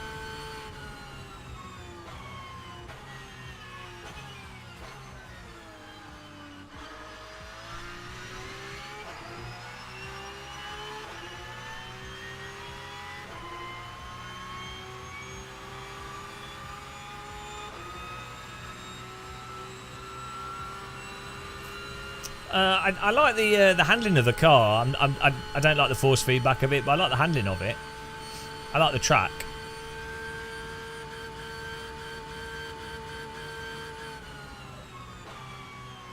It's been fun learning this, learning the track as well.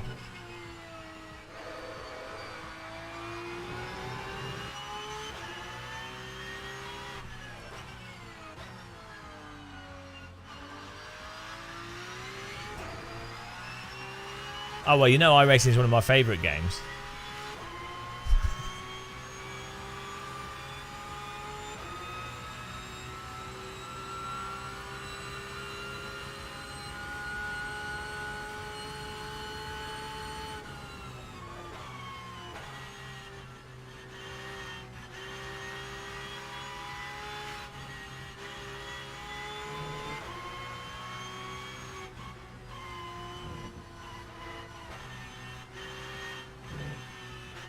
It has been a wild ride.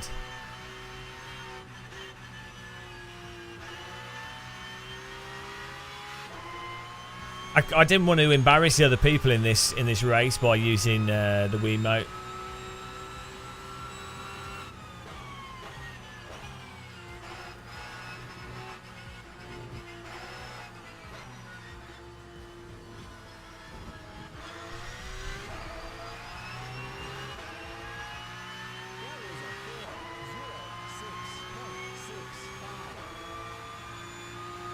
The TGT2 is just it's basically the same as the T3 TSPC Racer, and so the tactile transducer, again, it just adds vibration. It's like True Force on the Logitech wheels. It can be immersive to people, and it can be nice for like giving a sort of rumble for the road texture, or like if you lock up, or like ABS, which you can do without True Force or tactile transducers by just sending a signal through the wheel. But like GTR Evolution did, I think R Factor 1 did it as well. I mean, you basically turn it off because you're like, well, I don't really need this. But that's not, so the vital force. Welcome back to the Church of Force Feedback. For those of you that haven't been here every single day, the crucial component of force feedback for driving a car is a range of sustained forces that describe where the tyres are at on the limit. In terms of, those are the forces that are useful for you knowing if you can push the accelerator more, if you can push the brake more, if you can turn the steering wheel more.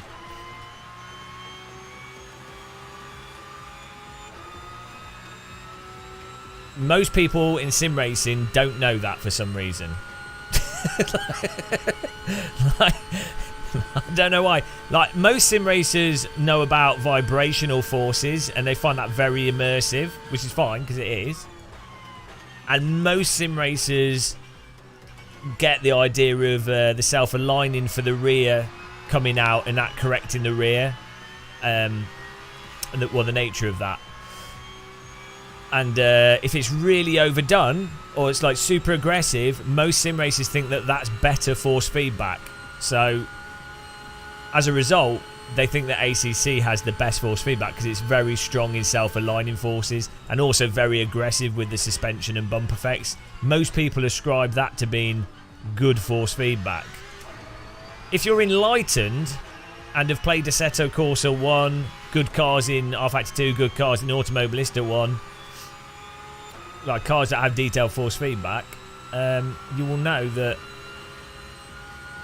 that range of sustained forces is very analogous to when you drive a real car and you want to feel if the tyres are at the limit or not and how much you can push, which makes driving very intuitive and less sort of visual and robotic.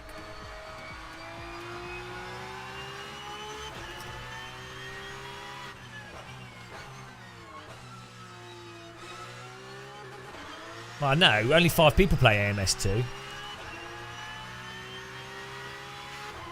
It is weird with AMS2 that people don't seem to notice how slidey it is. The fans of it don't seem to notice. Because I quite enjoy it. It just makes me motion sick. I play it a lot more. But it is very slight. Like, there's no, that initial bite isn't there. Well, relative to other sims and relative to any car I've been in real life, but I wonder if you're playing on like lower end equipment and also just being the slides and everything are very slow, so it makes it a lot easier to catch and play with the cars. So I think that might make people end up liking it a lot. They might just like it as well, but you know.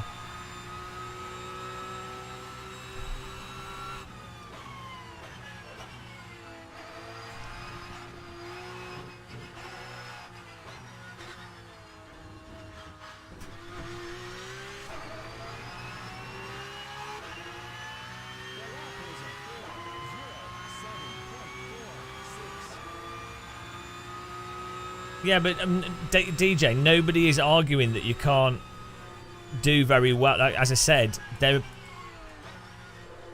were like insanely fast people playing Forza Motorsports with gamepads or playing Live for Speed with a mouse keyboard. You can play. You can do amazingly quick lap times on just about any equipment, and that's separate to how intuitive something is, and also separate to like if you're someone that drives from, if you can memorize all the inputs sort of preemptively, or you can break things down into a process, which is a very useful skill, and you have to do that with every sim and real cars as well. So it is a very important part of motorsport, but great if you can do that. But if you're someone that's mentally deficient and also just derives their joy from balancing a vehicle and that, you know, that's how you sort of place yourself and that's what you drive from, then it becomes a problem, which is, and I'm one of those people, which is why I complain about it. You can literally, you could play all these sims with no force feedback. For years people played with no force feedback and they're very, very quick.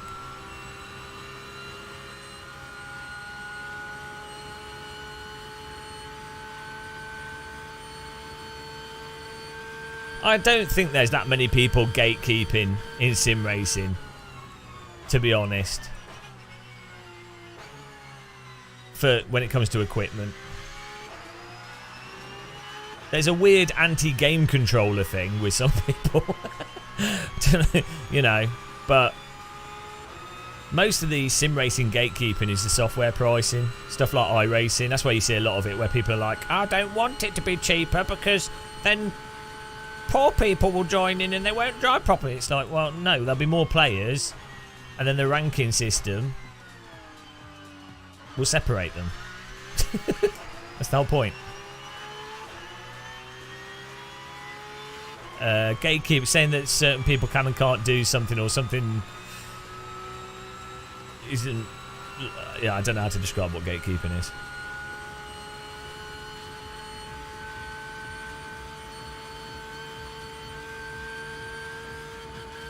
Yeah. Well, with the original Assetto Corsa, you can drive that perfectly fine on a G25 and still feel what the cars are doing. Most of the cars, I'd say with the original Assetto Corsa, some of the like 80s Formula cars and some of the really fast cars, it's very hard to drive with a G25, like intuitively.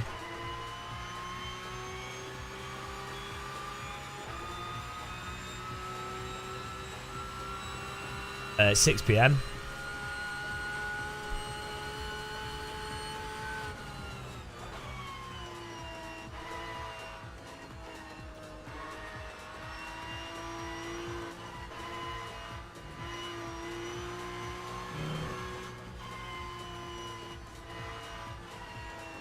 Well, so an example of gatekeeping would be someone saying,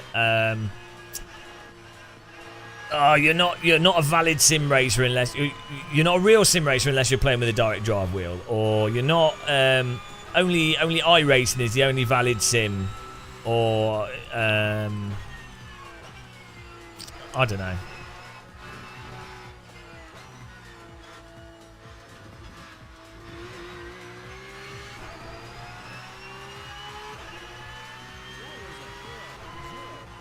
Yeah, no one is. I don't think anyone says that DD wheels make people faster.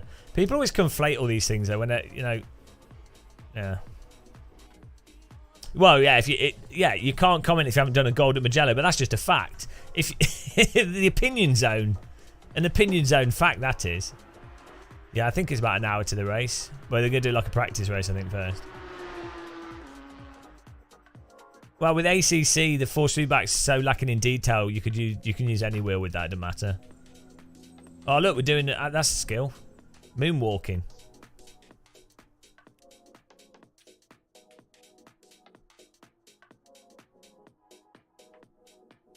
Yeah. Again, I just said like 3 times. You can break down.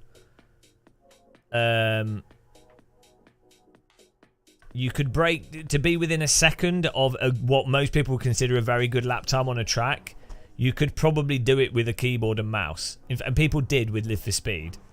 But it's not fun to drive like that, well, it could be fun to drive like that, but it's subjective. But like, it's not going to be an intuitive way of driving. It's not going to be. You're not going to be able to feel why the car's doing what it's doing and just drive from what's happening at that point in time. You have to then you basically have to break things down into a sort of regimented procedure, which, as I say, is a good technique to do. It's a good thing to do with motorsport and apply it. It works with sims and real life driving in any sport, but that is separate to intrinsic enjoyment of driving. Like being able to actually feel what's going on with the car, I think, is probably why driving is enjoyable. I think that's why people drive cars. That's why they want to be doing driving, is that whole experience of feeling what the car's doing and responding to it, because you always know if you've done better or worse immediately, which is really satisfying.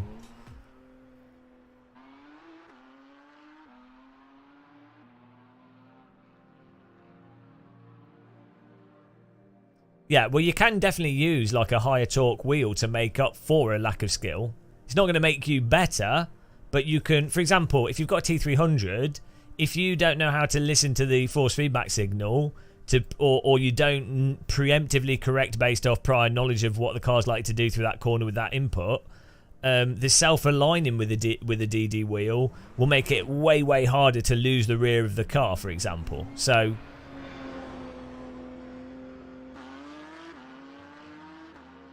Three, two, well, thank you. 1, go. Thanks, sweet mooch, for the hot dog. Hot doggity damn.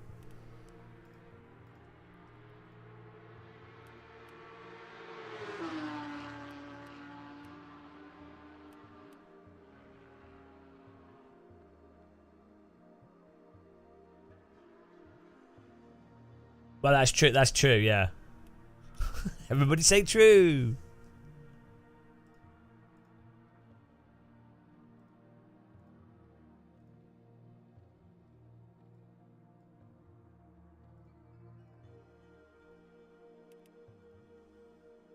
Realistic steering rack plus car information. What is great at that? Less than? I don't know what you're saying, but like I was just explaining earlier, base shakers, tactile transducers and motion rigs cannot describe the state of the tyres at the limit in a way that allows you to balance the vehicle. It can let you know that you're pushing the tyres. It can let you know that you're understeering. It can let you know that you're overdriving. Definitely adds to immersion, but it's not a force that you can directly balance with. It's not an analogous type of force to balancing.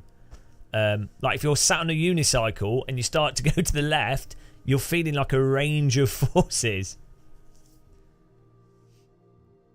Well, present a good logical argument as a counterpoint to what I've just said. Vibration is fundamentally different to a sustained force, right? So you can understand the two. G force on your body, a G load, is a sustained force. A vibration is not analogous to a sustained force. The type of force you have for a wheel, when it's under load and it's pushing against you and it's not rotating, but you're feeling a force against your arm, it's exactly the same sustained force as a G force would be. 3, 2, Jamil 1, go. Gandor, thank you for the super chat. Well, it can't be a sustained force because it's a vibration. A vibration by its very definition... Okay, a vibration is a high-frequency force by its definition. It's like listening to a... So a vibration through a tactile transducer is analogous to using game audio to understand where the tyres are at. So you can use game audio to go, oh, I'm pushing the tyres more because that sound is louder. The tyre scrub sound is louder. I'm not. You're not pushing the tyres because it's quieter.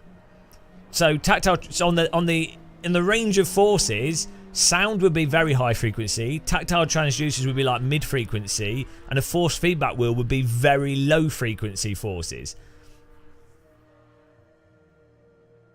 Then you can use a sound of the tyres or a rumble to know. Oh, it's going. I'm going in too hot. I've gone too far. Whatever. But it's not something that you can balance with. like all balance in real life is based around sustained forces, not vibrations or high frequency forces.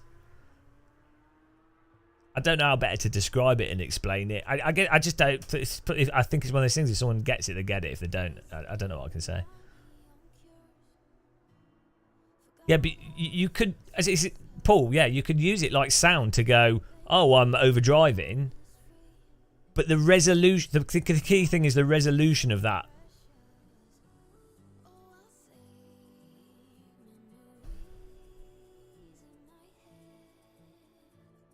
Yeah, I've got base shakers on this rig, Tortellini, and that video I did on the rig with tactile transducers that I said was the best rig at Simracing Expo.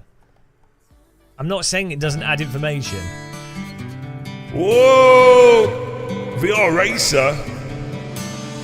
DD girl with the DD wheel. What a beautiful place. It's a DD girl with a DD wheel. Perfectly formed servo motors for her legs. It's a DD girl with a DD wheel. What a babe, what a beauty, what a sexy lady. It's a DD girl with a DD wheel. Powerful, firm Newton meters.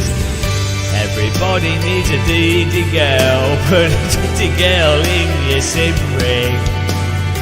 She doesn't use tactile transducers because they don't provide the force feedback that you can only get from a servo motor wheelbase. DD girl with the DD wheel. Formative force feedback is her life story. It's a DD girl with the DD wheel.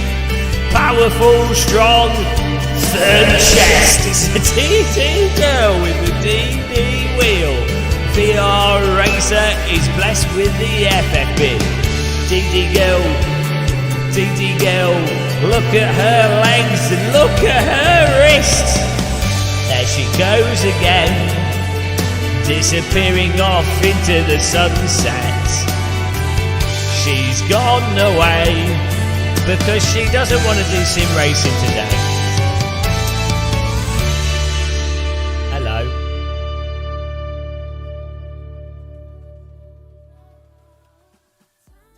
Thank you for becoming a member. Member 61, you're on the list, VR Racer.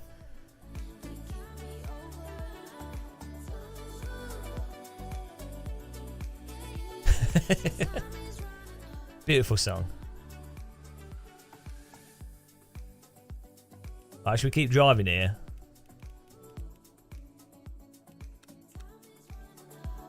Fade away, right. Keep going. That was nice, wasn't it? That was a pleasant little song. DD Gill blessed us with force feedback.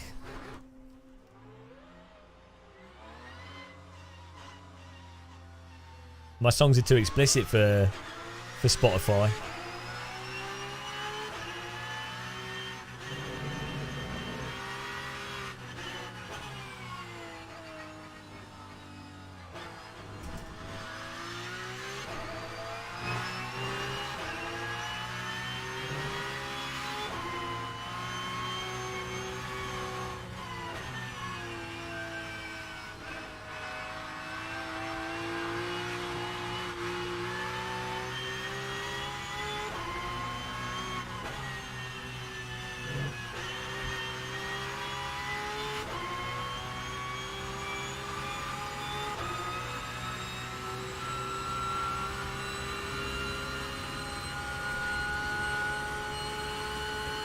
You just bought and fitted AliExpress in Control Shifter. Nice.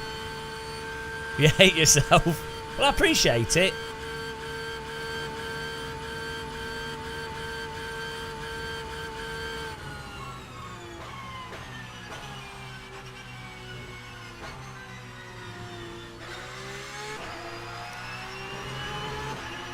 You started on GT Sport Controller.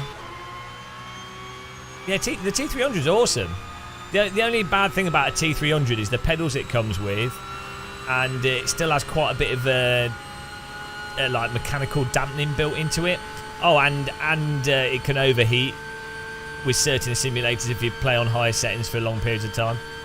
And after about 4 years of heavy usage, that it sort of it loses its fidelity over time.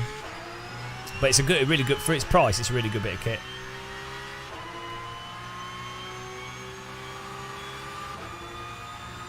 But yeah, you know, the thing is, so there's divisions between skill levels. If you're someone that's capable of driving like pure alien lap times, you're someone that could probably drive a driving simulator with no force feedback at all and still be able to produce those lap times.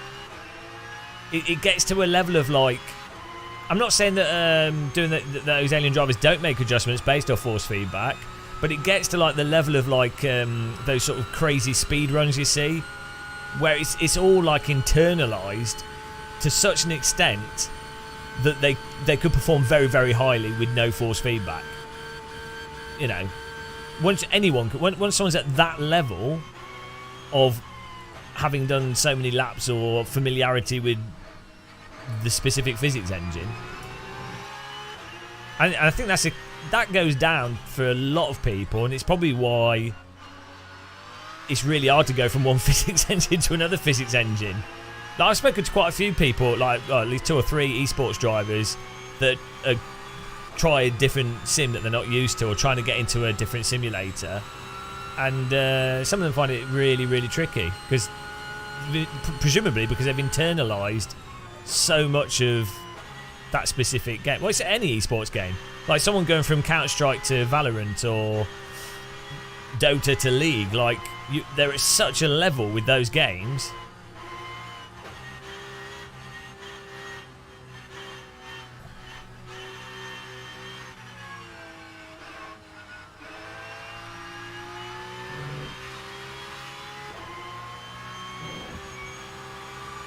Yeah, well, by the time someone's got to like an alien pace on a track, they're not going to go into a corner hot enough that they're going to understeer to need to balance it. Because if you're in just about every driving sim, if you are sliding more than the very specific amount that's optimal, in that you would need a correction, you're probably losing time. So once someone's got to that point, the only time they're really going to be using the force feedback would be to make like micro corrections and stuff. They've already internalized the inputs required to be very fast. If simulators had way more variable tracks, like a real racetrack, and way more variable conditions, and much less time for a driver to be able to be driving on a track, the detail of force feedback would, that feel of the car at the limit would literally be the most important thing. But because driving sims are completely static in terms of the tracks, or pretty not completely static, like we do have dynamic tracks and stuff, but compared to a real track, things are way more static. That rote memorization component becomes more important with driving sims. If cars are driving, if they're in a race and they're taking different lines, and again, I think the force feedback actually does come into effect. Like if someone's having to make a crazy dive bomb up the inside and then balance the car at the limit, that's where force feedback will once again be important.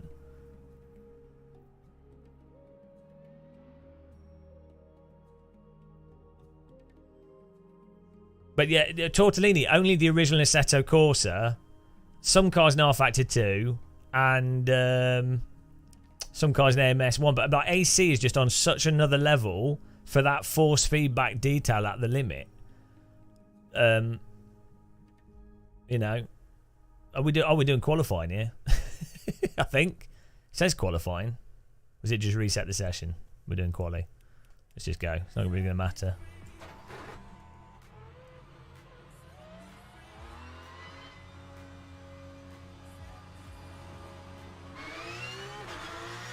Good luck. But I mean, the thing is, I'm not playing Sims to be an esports driver. I do enjoy doing hot laps and stuff, and I do enjoy getting faster, but the experience of it is important. And that's why I would get in a real car. It's feeling what the car's doing, and that's why that feel of the car at the limit to me is so important. Otherwise, it's like why I'd rather be playing a first-person shooter than a driving sim. If I'm playing a game, for game's sake, I think FPS is largely better than racing games as an activity. But it's the force feedback and feel of what's going on that makes it really compelling. I do like racing as well, but...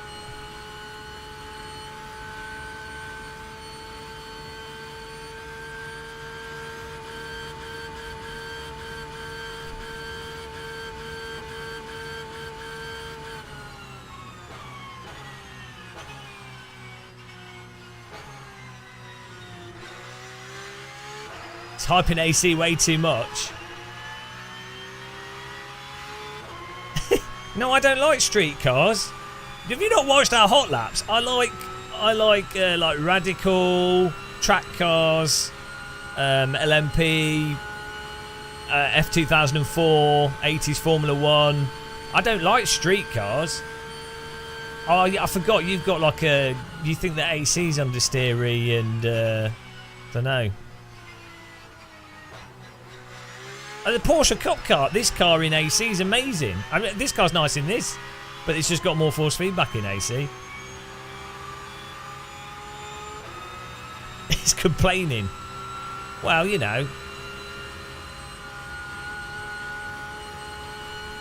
It's not complaining, it's preaching from the pulpit of force feedback, the church of force feedback. I'm just passionate about haptics. I've been touched by the haptic gods. The DD girl has blessed me.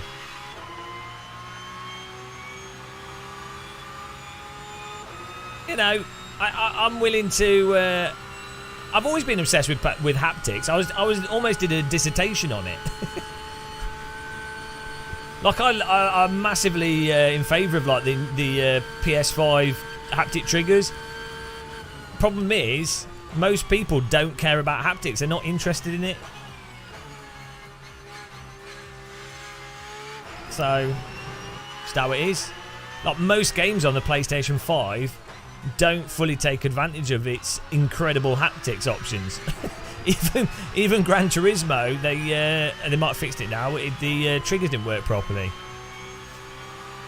And same with the Nintendo Switch has amazing haptic vibration motors, really, really detailed. It's actually mind blowing. Lots of games just don't use it because people are like, "Oh, I don't see the point." It's like the point is you can feel the games. It's incredible.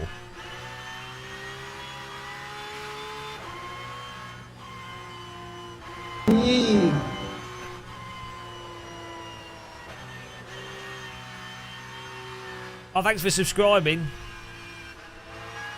Donette. Yeah, the more sensory information that's not got high latency and corresponds to exactly what's going on in the game is amazing for immersion. And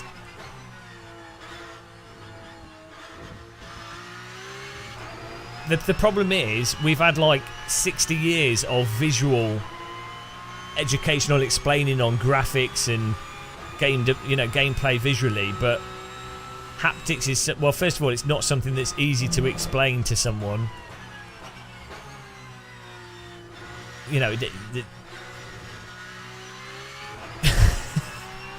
It's not an intuitive thing or it's just not an easy thing to explain in words, and you can't explain it visually either. So that's why people struggle to fully understand it.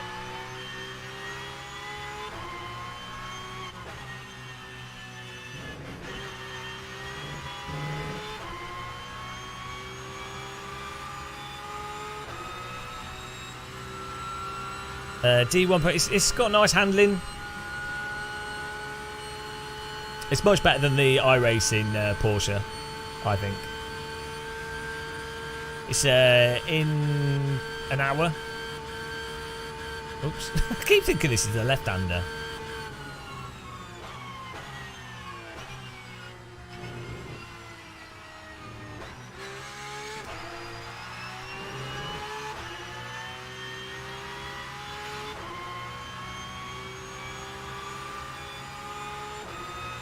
This is just a quick practice session. How many real cars? Real cars don't give you that much detail through the steering wheel often, but they give you a lot of detail through the G-forces. I'm going to do an ebook school on haptics and force feedback.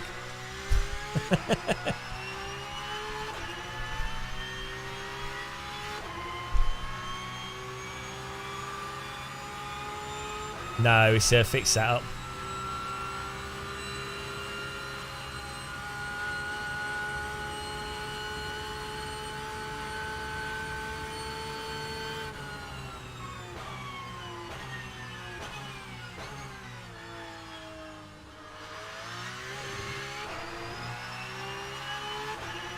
Well, for immersion, VR is amazing. And also, when you combine VR with immersion,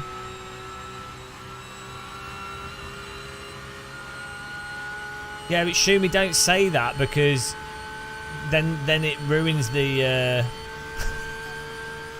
yeah, you know. The crucial thing that VR gives you with driving games is this sense of speed and distance. So when you look, you can really tell you can notice the deacceleration of the vehicle. I mean, obviously the car position as well, but like from the braking component of sim racing, which is obviously one of the most important parts for lap pace, is braking effectively. VR visually makes the braking way more obvious, like way more obvious. Like you can tell that you're accelerating and deaccelerating so much more obviously in VR than in 2D.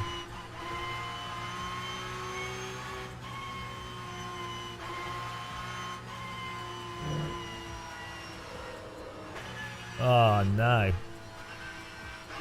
Hello, edge of the track. Yeah, I'm on the 5800 3D. It's awesome.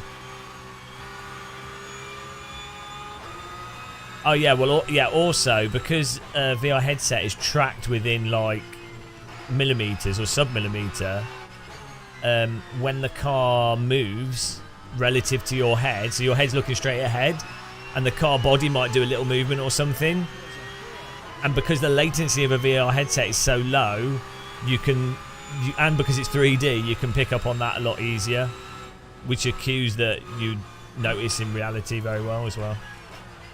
On a 2D monitor, it doesn't really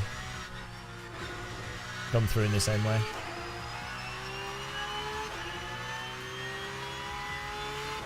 It's a shame VR is pretty bad for streaming though, unless you're Tortellini and you're like torturing your audience. Oh, it's Timmy Breadbox. Where? What? I don't know. I think I'm supposed to connect to like a Zoom call in a bit. Oh, that's definitely not there.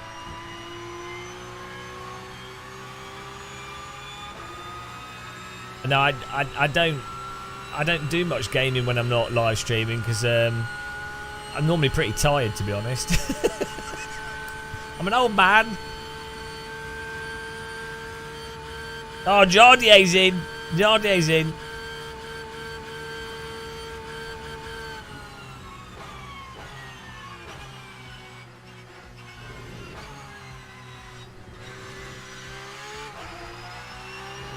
Make VR stream. Well, I always thought about that. Like, obviously, it's not practical for developers, but having a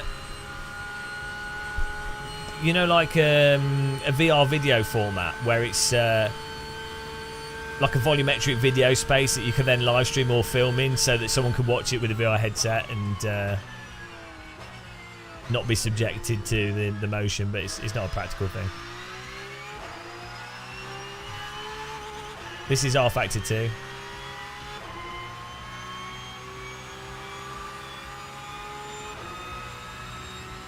It's going to be funny to race you. I'm going to... DJ, we need to get into AC.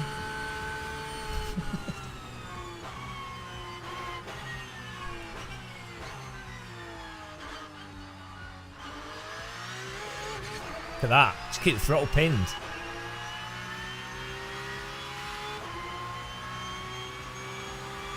So if we can... hang on, everyone's left the race. What's going on here? I'm confused. Let's see what's going on here. I'm going to check the Discord. Oh, I might have just broke the game here. No. No, people are in. Let's just double check this. There's no...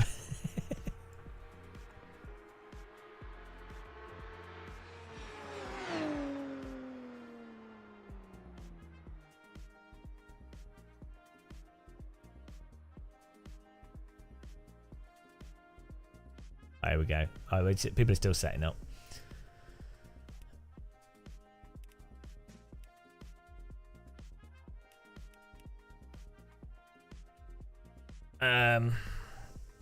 Yeah, it's a nice handling car. I said earlier, it doesn't have very good force feedback for the limit, but it's a nice handling car. I mean, it's nice and forgiving tyres. Be back in a second, guys, just to get a biscuit.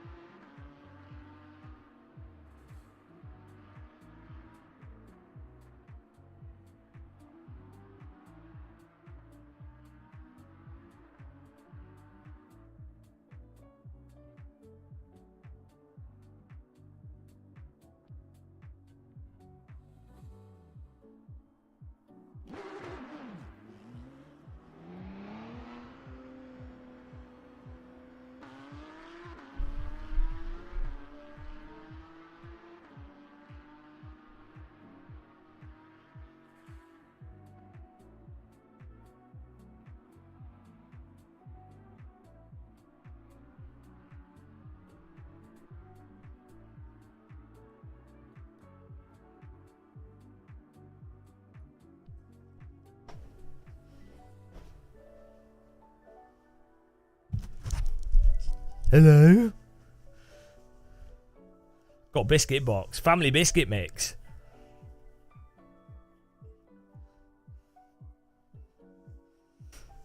Oi. Yeah, make sure you follow Jimmy Broadbent and Love 46 for the main race that's happening this weekend.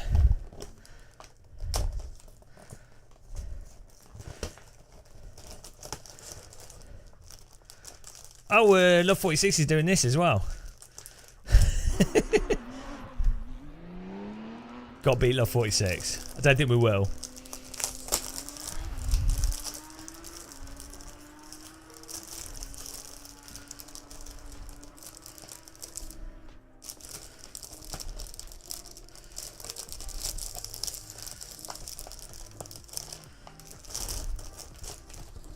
I think in about 30 minutes, assuming everything goes to plan.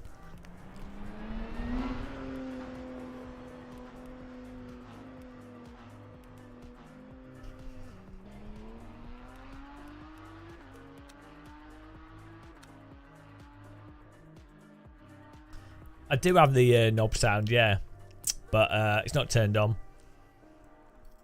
But they are good. They do add a lot of immersion when you have them on. I like the gear shift effect actually, and then they're good for front and rear slip.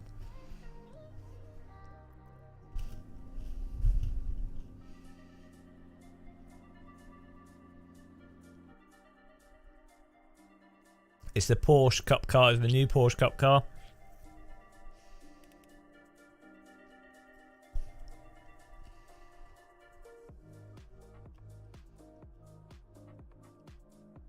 You get it. Nervous racing with Ollie. Wow. Also, it's 1,000 super hot supermodels, so the pressure's really on. I think that's one of the biggest pressures in sim racing. Is if you're like an esports driver, you know, pro driver, or you're doing anything public in sim racing, is that pressure of all the really, really hot women watching. That's what really... The drivers that can look past that and not allow that to affect their performance, I think are the ones that get the results. Yeah, I mean, you should have seen it at Sim Racing Expo, right? I was Tortellini was driving, and there were all these like women in like leotards rubbing his feet. And to be honest, I was pretty disgusted. It was actually quite disgusting, like just the way that they'd objectified him and demeaned him as a person. It's like, yeah, I get it. He's a sim racer, and sim racing is like a global phenomenon now. And you know, people think of them as heroes, but yeah, they should have more respect for sim racers. But he's a pro though. He put the lines in. He put his no, because it's just as bad for the female sim racers. They have crowds of men around them. You know, it's just disgusting. It's got to be like one of the lewdest, crudest sports.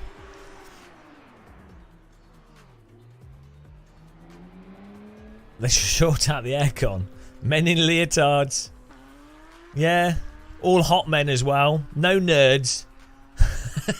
all muscular. Really like all like really dreamy men that women, you know, like Chris Pratt. Is that a dreamy man? Oh, I don't know. Who's dreamy men? Or dreamy men. Tom Hanks. That's, you know, Tom Hanks is there at Sim Racing Expo, rubbing the female driver's legs.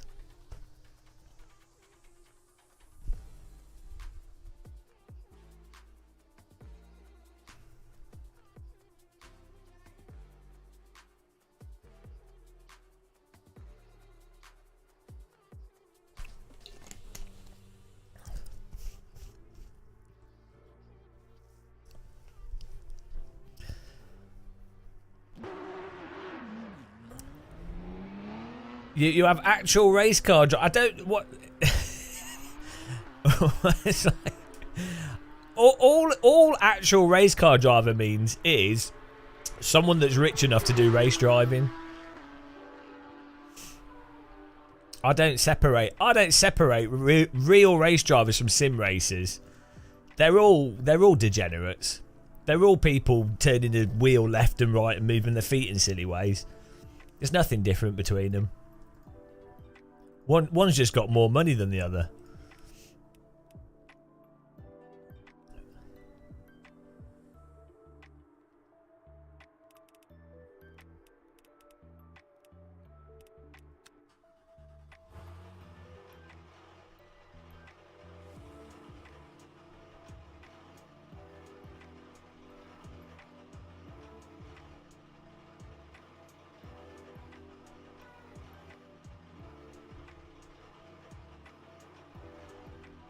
Well, I'm not quite sure what's going on in terms of what timing things happening.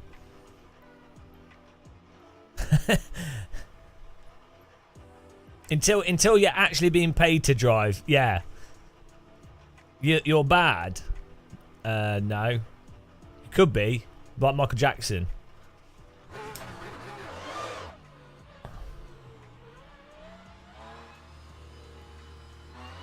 Get out of my cockpit.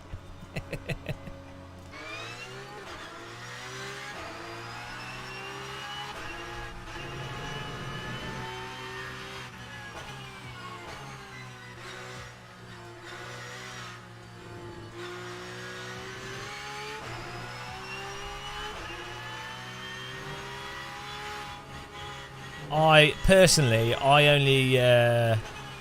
only recognise rally champion drivers as real drivers.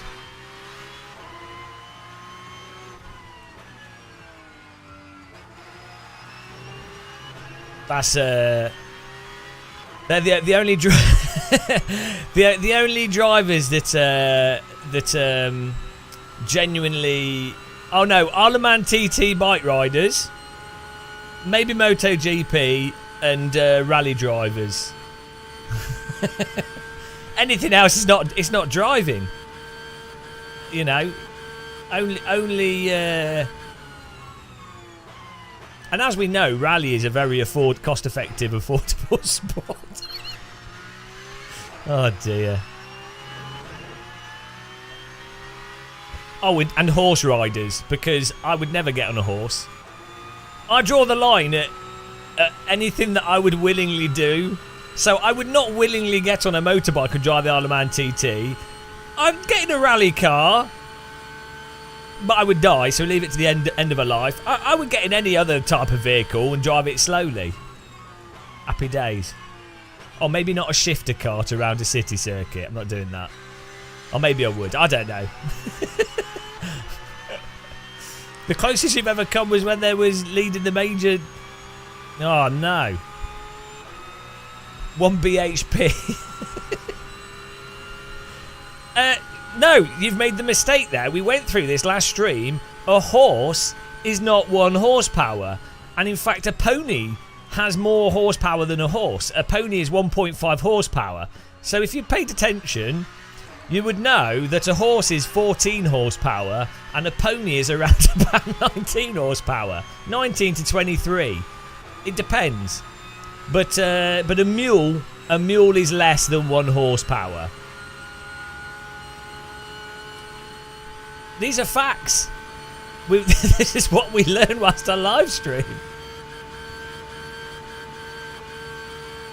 I'm not competing in the 24 hours. This is the little influencer pleb race.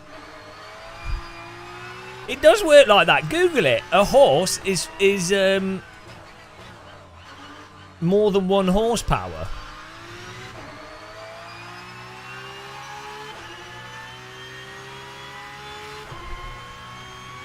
Well, I don't know. This is like, how many horsepower is this car? I don't know. I don't know how many ponies it is. But I definitely think things should be measured in pony power because it sounds better than horsepower.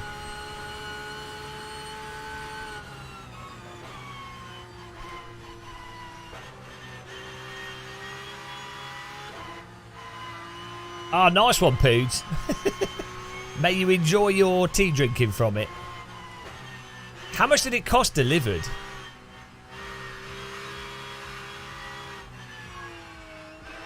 No, we don't.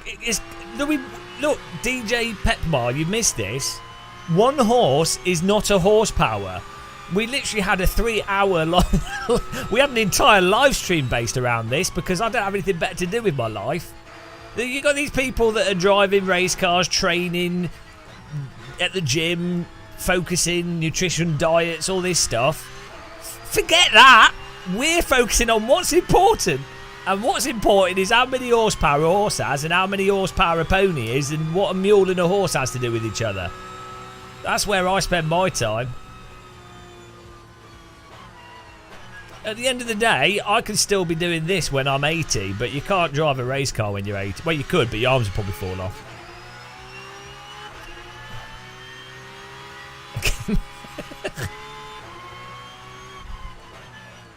I cannot drive.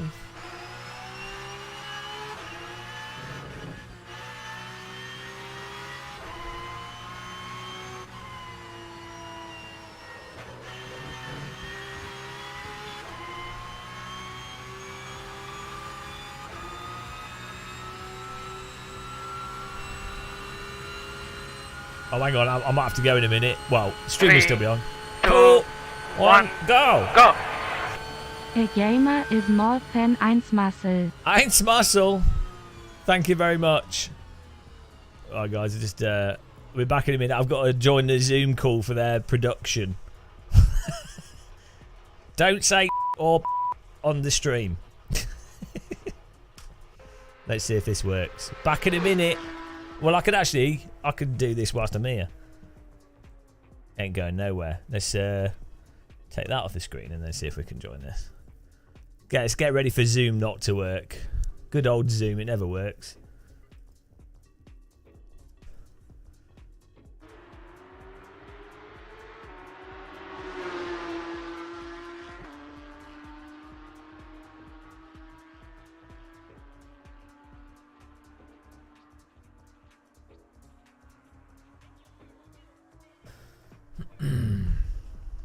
The likelihood of this working is nigh on 0, but here we go.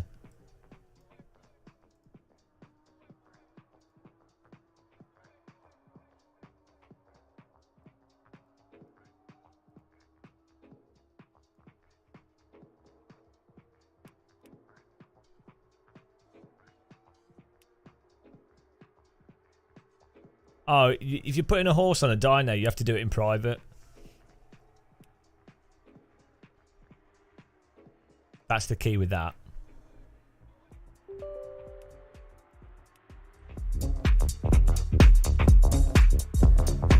Got all the tunes playing here.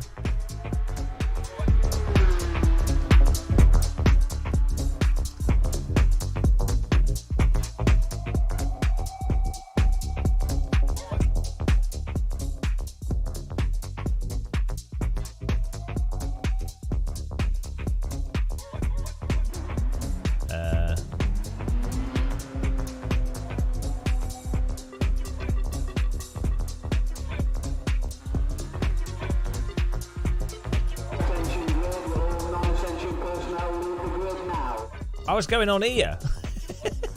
How am I supposed to... We're just racing straight away. I'm so confused.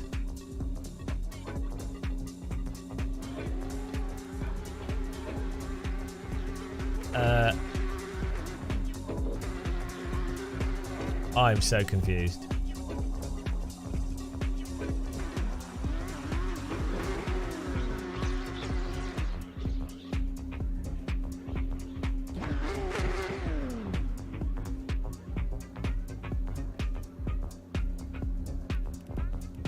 I don't know what's going on here.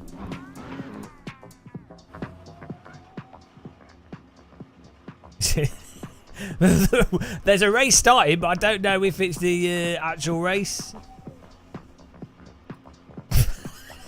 I don't know what's going on here. Is this a practice? This can't be the right thing.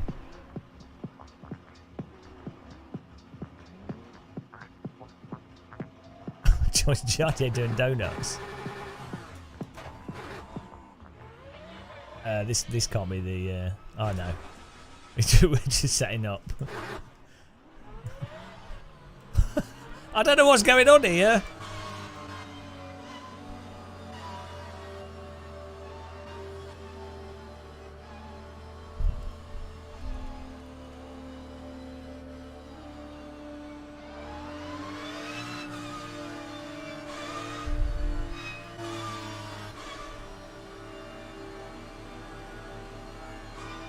No, I don't even know what's going on.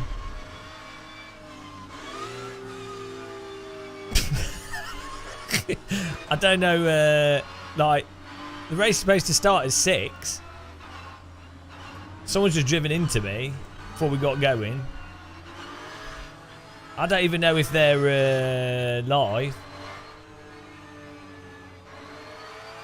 Oh well. Is there a live stream on, guys?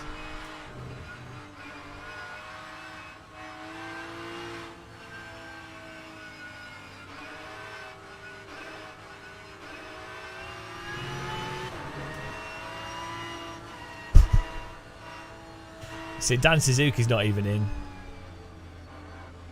We're just doing a little practice start, I guess.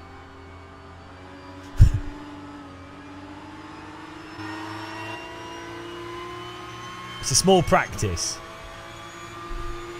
Okay.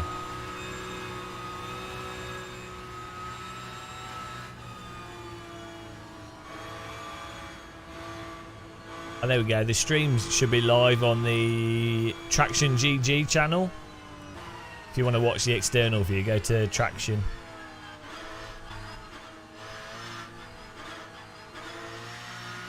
Do you think we'll last like... We need a poll. We need a poll on how many laps we'll last. I think 1 lap. Will we come... Right, okay, guys. The poll... Will we be last... and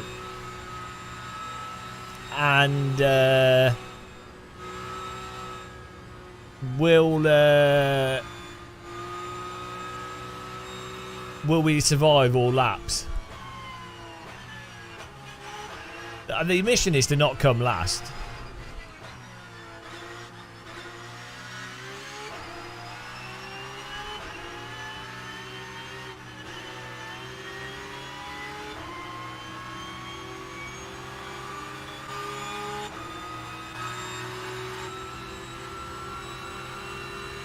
I'm accelerating too early. What's that about?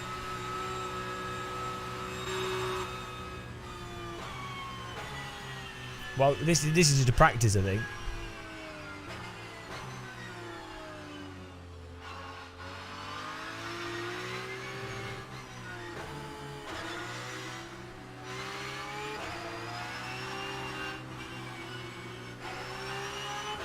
There's quite a bit of confusion going on here, but oh wow, it's all good. I'm ready. I'm at Porsche Cup ready. Click the subscribe button, guys, if you like to be, if you like confusion. Premature acceleration. Yeah, I think this is just, well, I don't know. Maybe this is the race. I don't think it is. We have a 15-minute quali, which... Oh, so I know, the quali's starting at 6 for this. And then, there we go. So this is a little practicing. Do you not think so? No, we do have like a schedule and stuff. But it's just that, obviously this server's been looping around. The confusion's coming from me because I don't know what's going on at the best of times.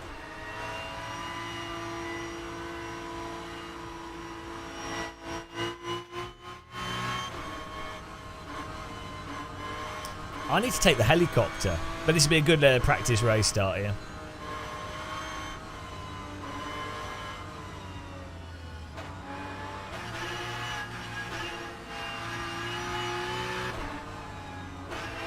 Ball selector, I tell thee.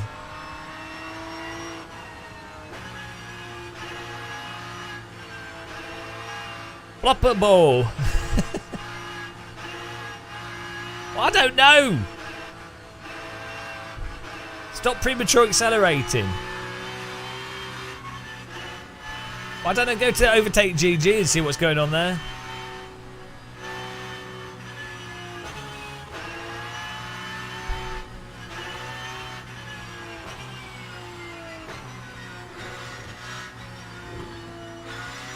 Shouldn't I be in P1 according to the timing thing?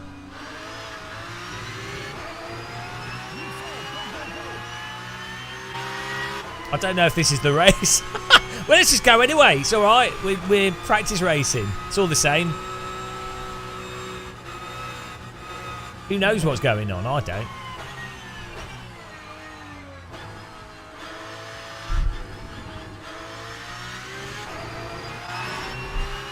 I'm surprised the other people aren't on this sooner.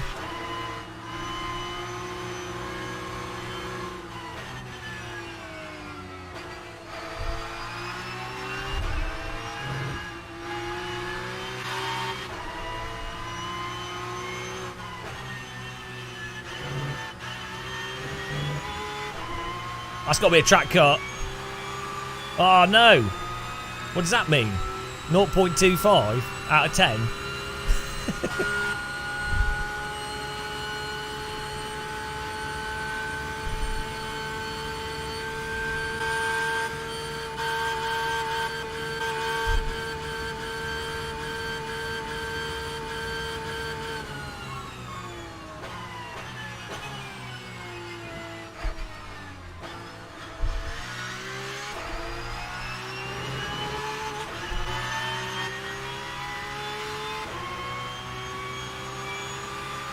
Well, I don't know. I don't even know if this is the race.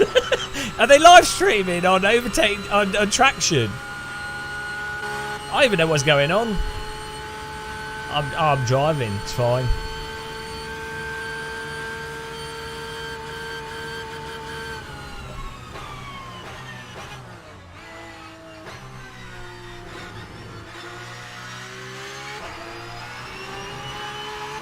Yeah. Well, this is just a practice.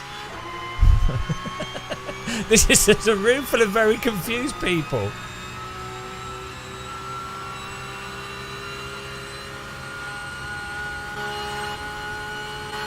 The other cars don't seem to be overtaking us straight away, though.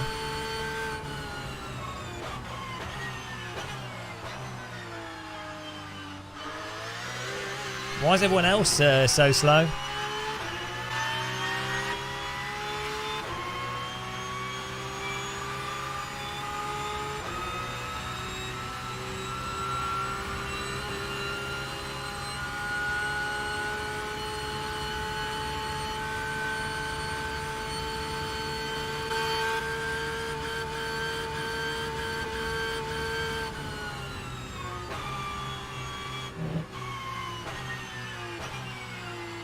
Could really do with a rear view mirror.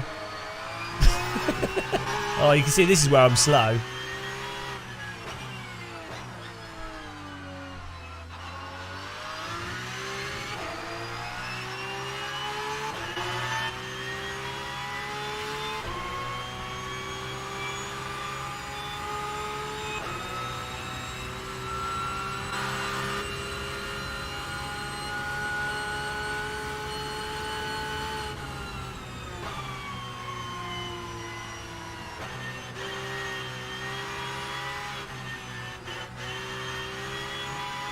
I don't know what this is, but I'm driving, so it's all good.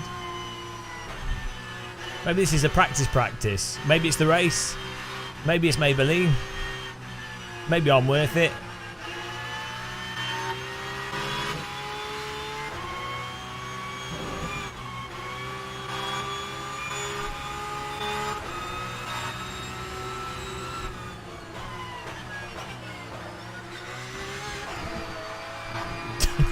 I need any Corsa or something.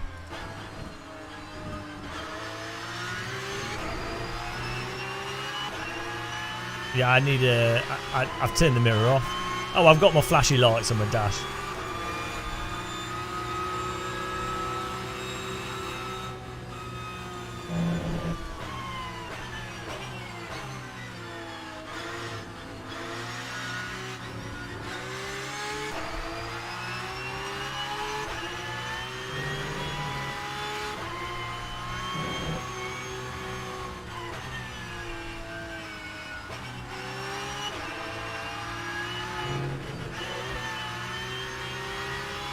Oh, Alt F4 from there. Yeah, good.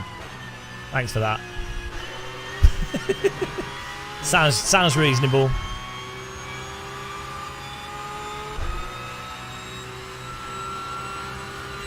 Yeah, that's alright. We ain't got the link for Zoom, so it's fine.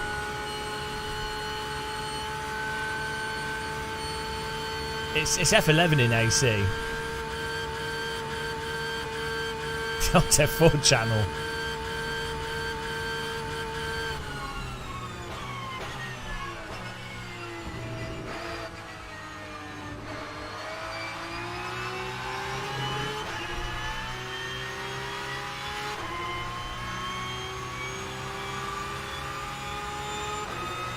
It's a good practice, this.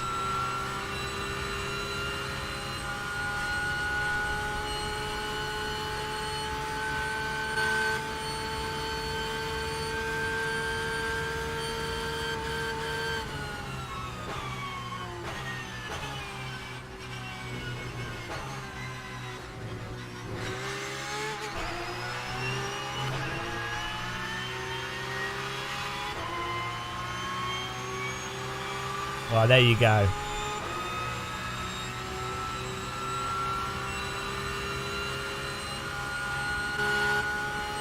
Well, this is just practice. Everyone else is probably setting up their computer.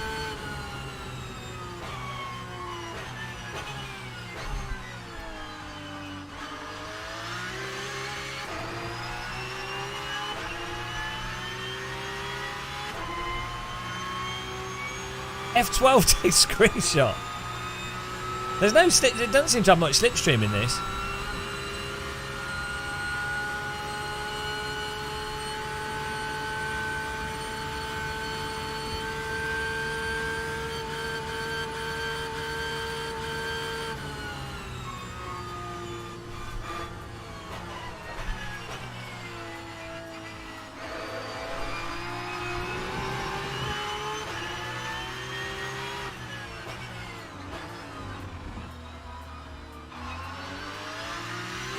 This is the real race, guys. Antonin Titus and Neil Wood.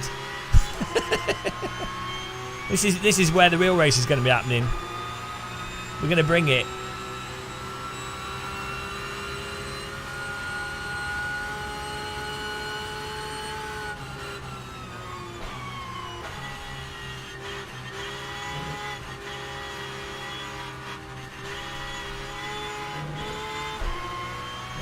Well, that's a wall. NASCAR line. Nailed it. Good line there. Experimental. That's how it's done.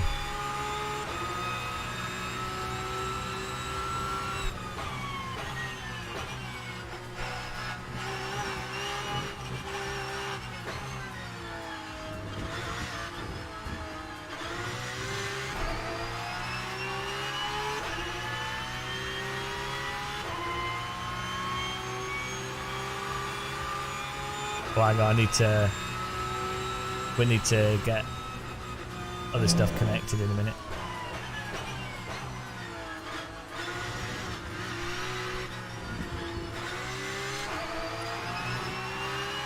Those aren't track cuts, it's crazy.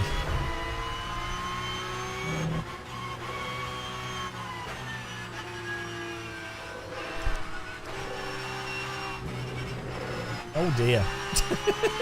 Tyre's got a bit strangled there.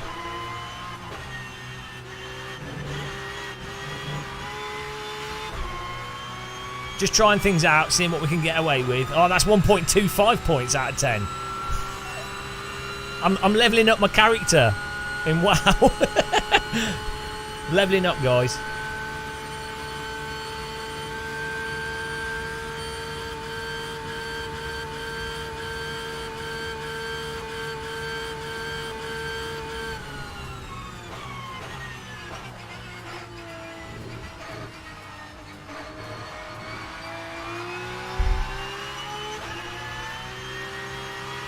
It's because I don't trust the rear end on the throttle. I'm worried I'll get the power in the back will just slip out.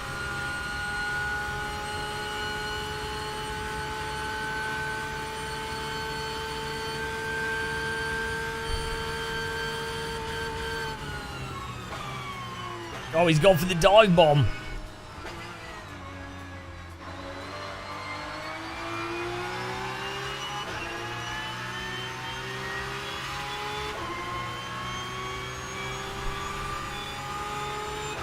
Yeah, I'd have to just do loads of races with this car. Oh, hello! Jardier's tapping me.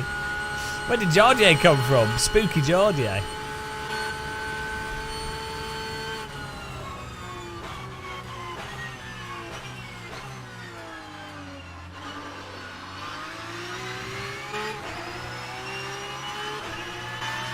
The Jarpedo. Look at him in his bacon, lettuce and tomato sandwich.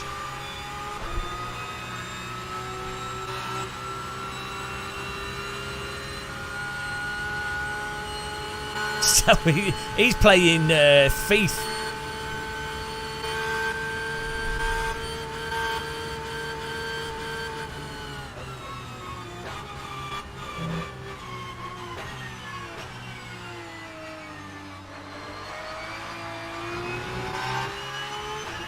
Bacon, lettuce and tomato. Yeah, we need to turn the mirror on. We definitely need the mirror. Right, I need to get after this lap I'm gonna have to quit because I need to get the zoom on.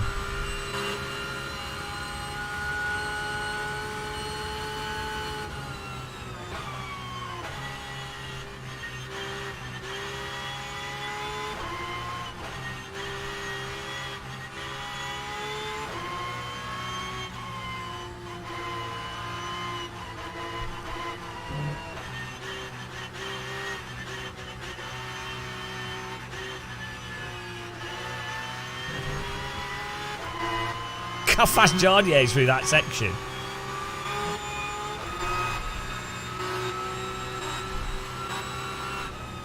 He's pushing me! He's just pushed me off the road. Right. Oh dear, we need to get the mirror on. I need to get things working here. Confetti bombing.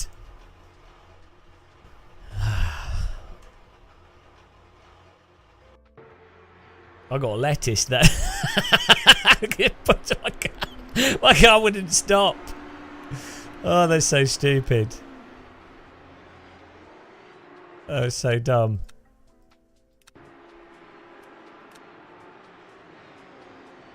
Just wouldn't even. Streets of Jardier. Right, let me get this working.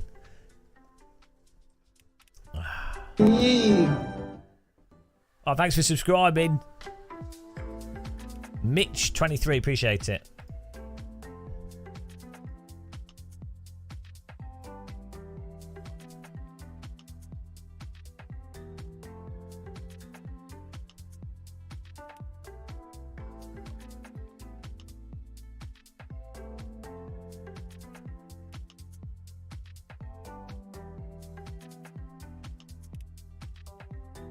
Oops.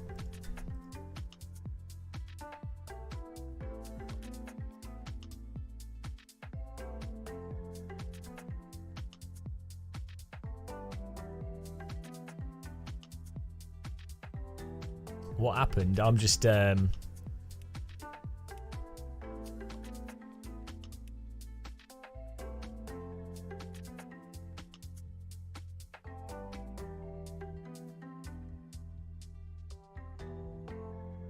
Recording in progress.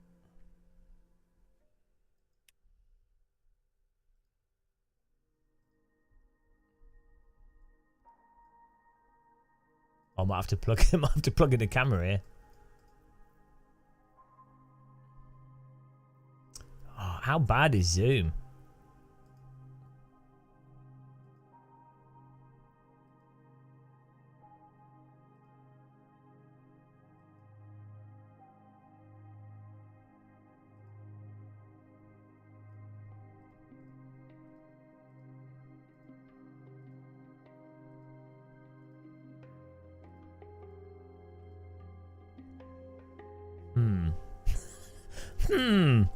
Got a spare camera.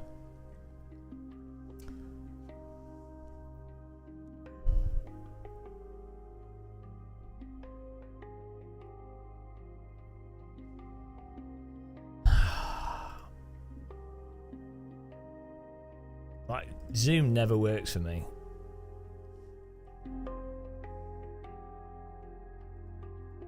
One.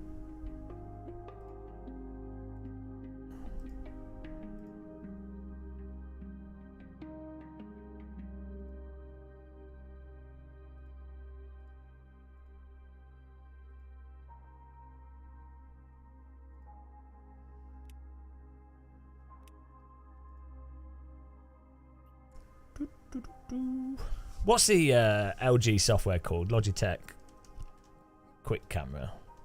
Is it called that?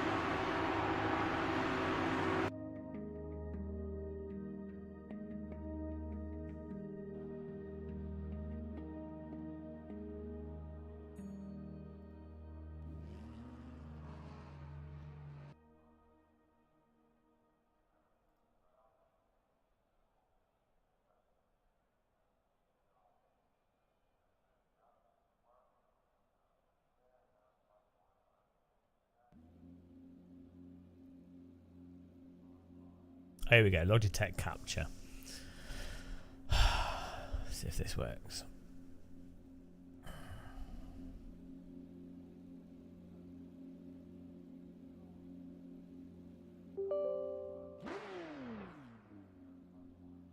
Two hours later. Oh boy.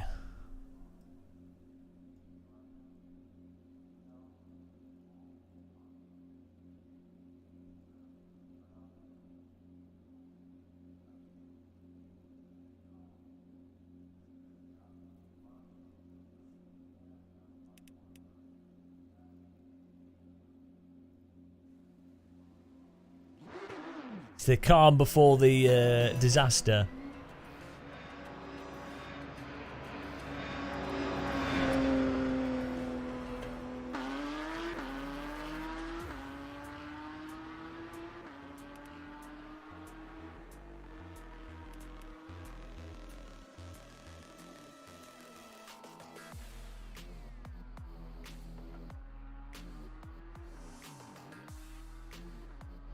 Yeah, I'm sure I will. I'm sure I will. It's just because Zoom, it's not picking up my camera.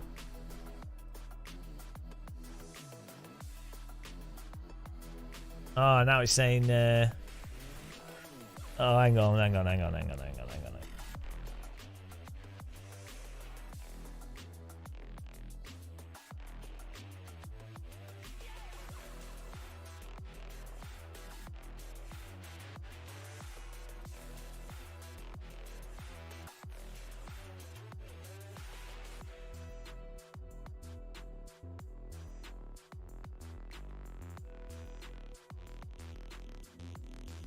Oh, there we go.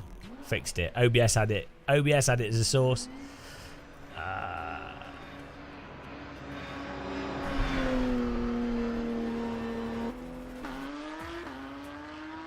Here we go.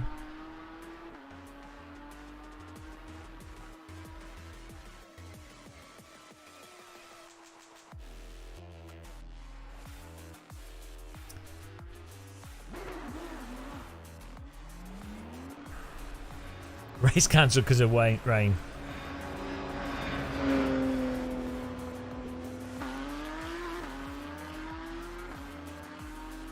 Recording in progress.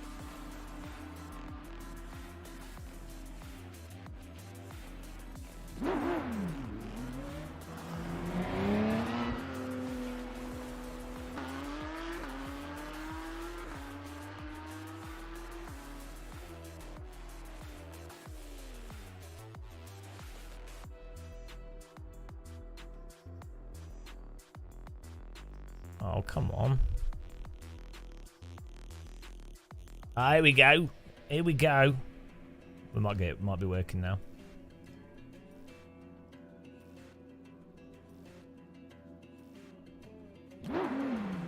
Yes, I got it working. That was easy. Right. Got to put the camera on a tripod though. This was all planned ahead.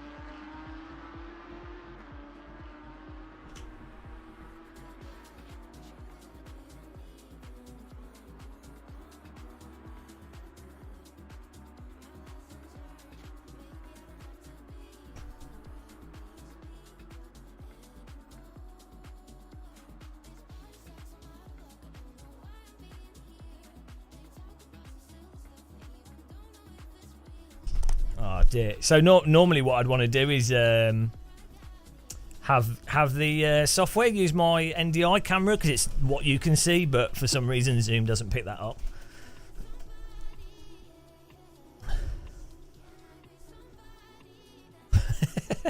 How's everyone doing? Right.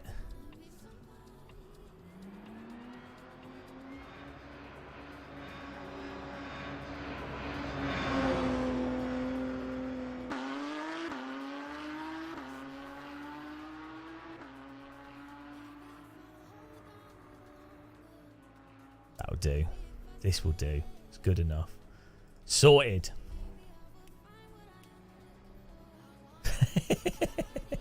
Right, there we go, guys. Oh, bloody hell. What's Jardier doing? Is he talking? Oh, he's talking. Eat, sleep, sim, repeat. I've got like a... I can see everyone on the cameras. It's like a... Neil Wood... Who's Neil Wood? He's in VR. Paul Jeffries focused.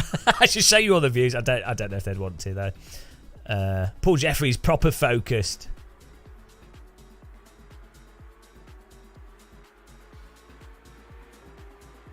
This is really weird on Zoom. Right. Perfect.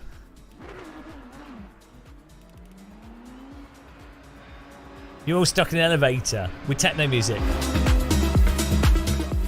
Hello, ladies and gentlemen. Welcome to the club. We're here to do some racing at the 24 Hours of Le Mans. It's an exciting circuit, and it's going to be an exciting race with some of the most exciting and talented influencers.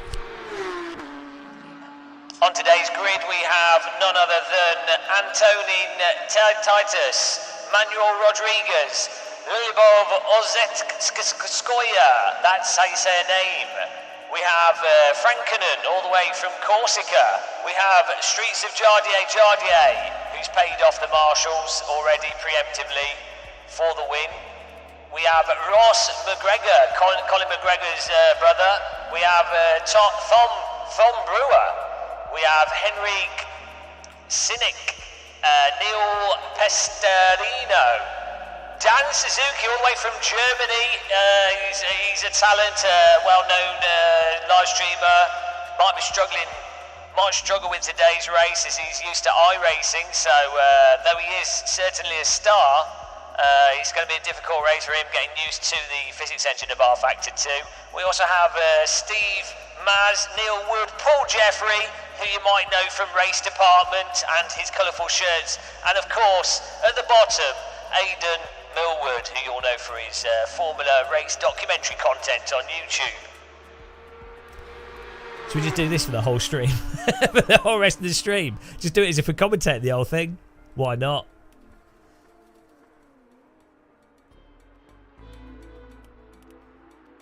So at this race, I think it's going to be quite an interesting one. This is really a test of raw and pure talent. Obviously, the drivers in this event haven't had too much time to practice, apart from a few of them who've spent the last 2 days practicing.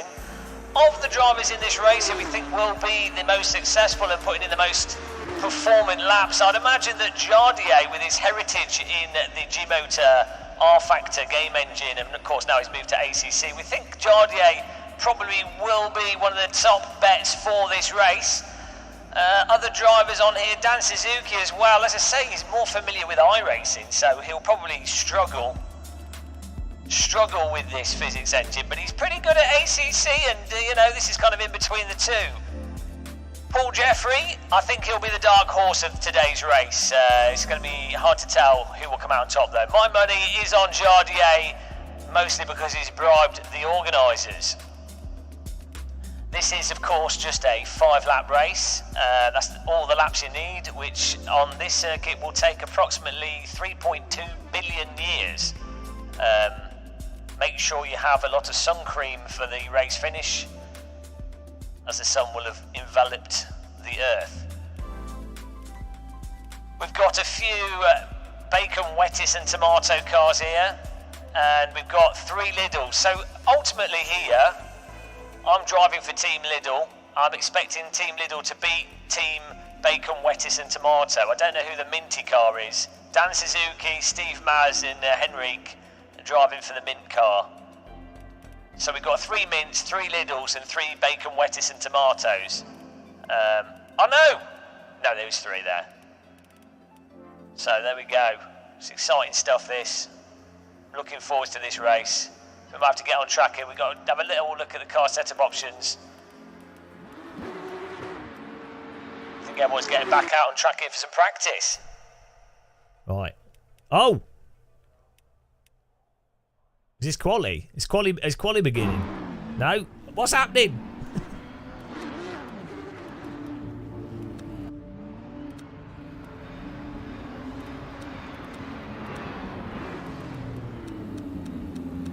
Are we quallying, guys? Are you watching their stream? I don't know what's going on.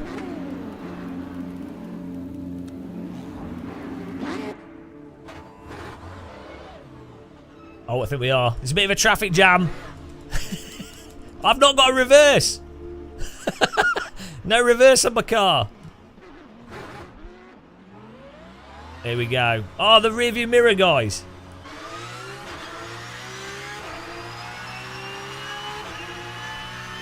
If you guys in chat could confirm whether or not we are if their stream is live. Oh, it's quali now, okay.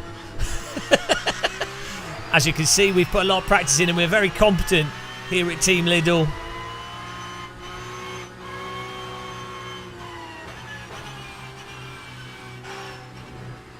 Operation Don't Come Last.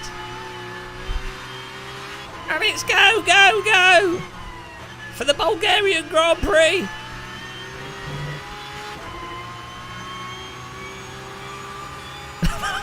Lap won't go. This is the outlap.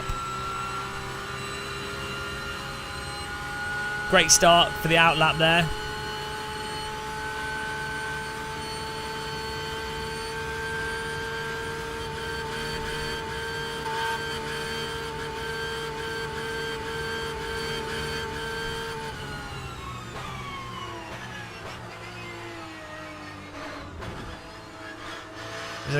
I need the rear view mirror. I cannot see. The default look is like...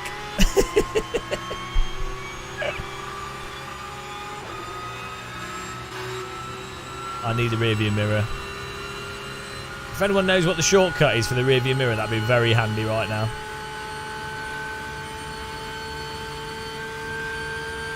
Sano Pastorino. It's Tortellini's worst nightmare.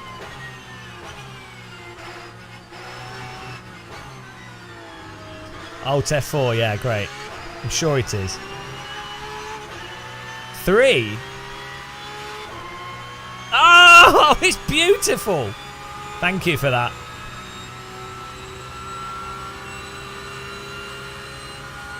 Is it 3?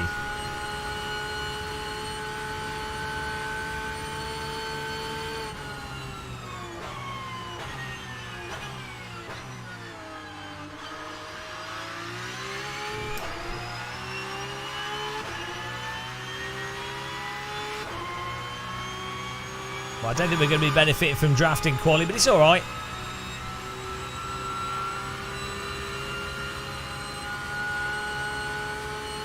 I mean, maybe being able to skip the outlap would be handy.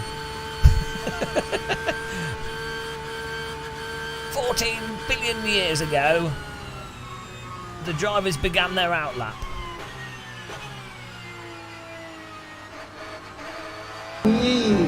Thanks for subscribing, Mike Hill. Go and subscribe to Jade on YouTube and Love46 on Twitch, guys.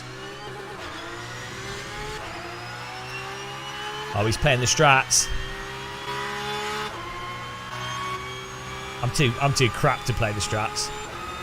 I'm going to be hitting the limiter anyway, so I don't know if it'll make a huge difference. It probably will for some people, but...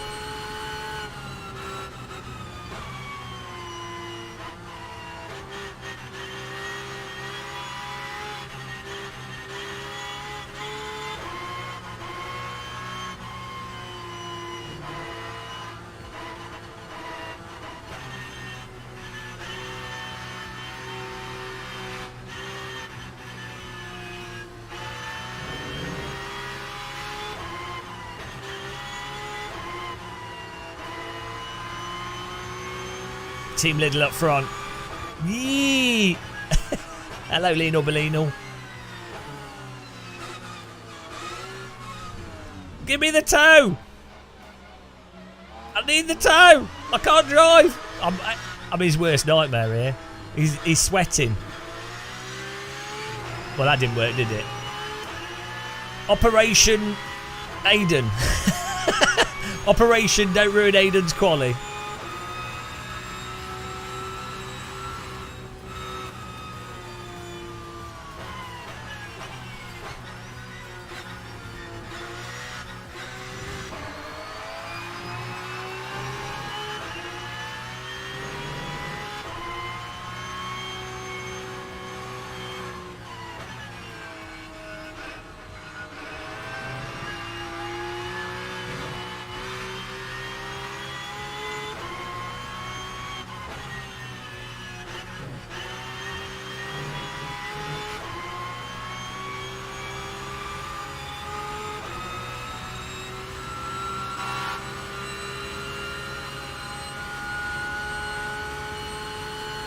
Well, if I can beat my quali time, I'm happy.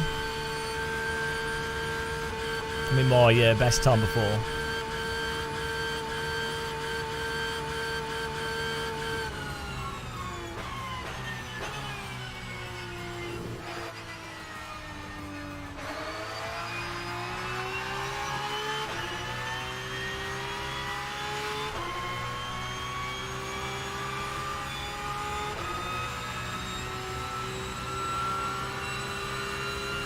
I'm on the runway.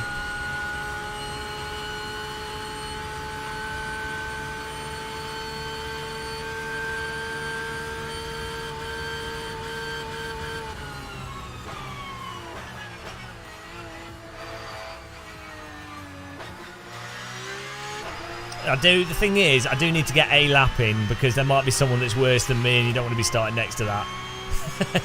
That's the real danger. The real risk of starting next to someone worse than me.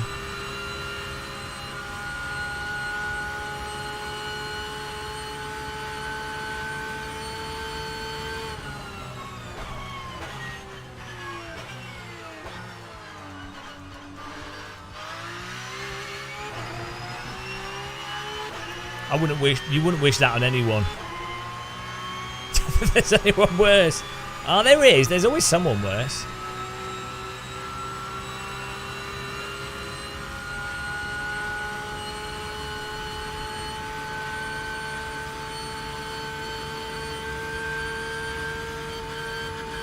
Literally only getting this one lap.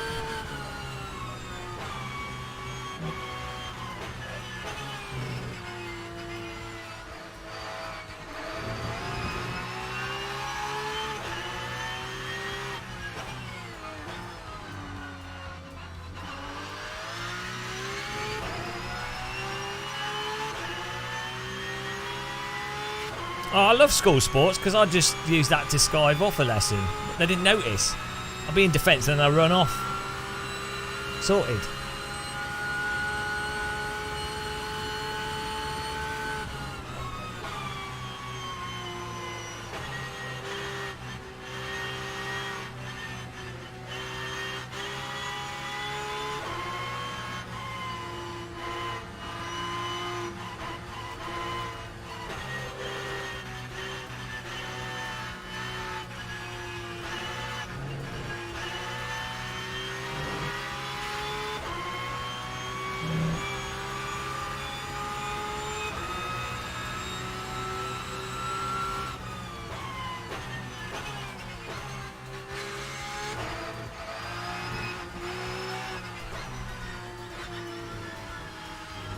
I think that's it. We only get one lap because it's only unless we get to do another full lap. Oh, that's my fastest time. Yeah. Well done, me.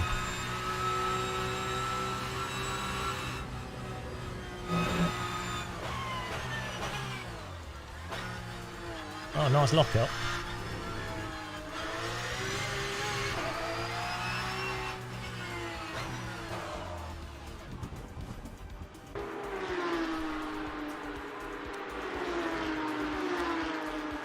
The race is only 5 laps, so I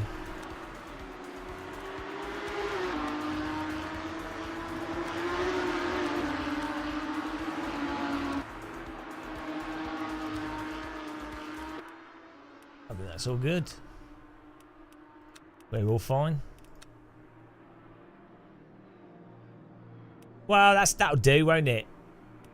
Oh, they're Love 46 is doing 404s, so she's better than me.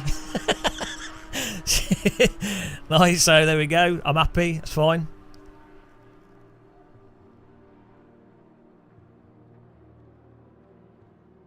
.40, 48, a 49 flat. I would be if I practice loads. I'd do a 49 flat.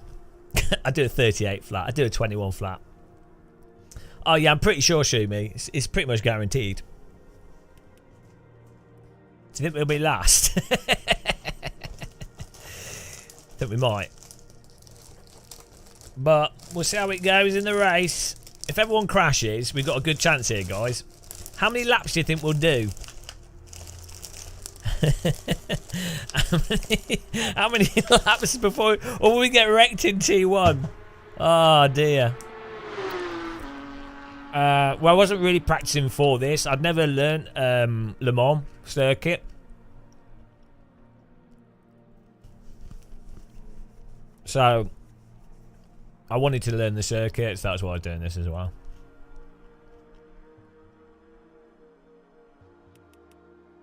Paul Jeffrey with the pace. Right. We're depending on someone to be worse than us here.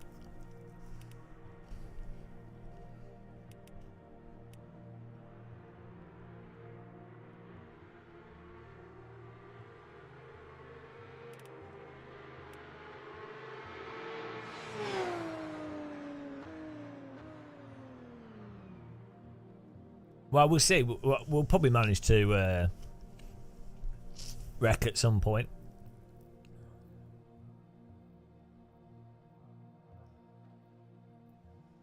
Oh.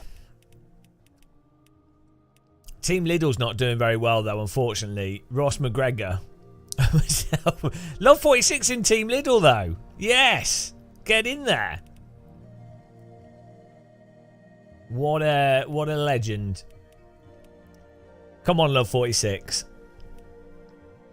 She didn't realise she was driving for Team Lidl, but she is now.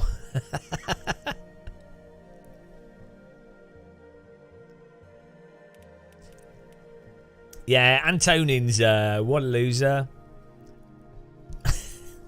They've clearly played too much R Factor 2.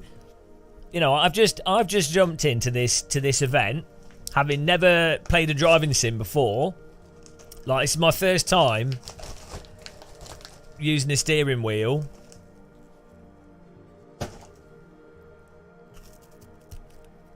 You know? This is my first time on a computer.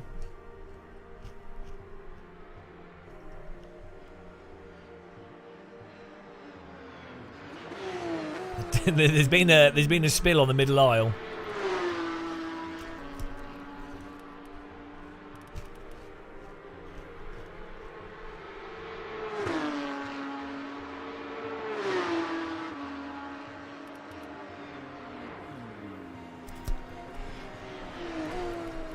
There is a group of cars that are not.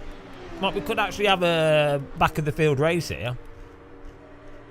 Yeah, I borrowed this rig from the post office. I need to lighten the car up a little bit.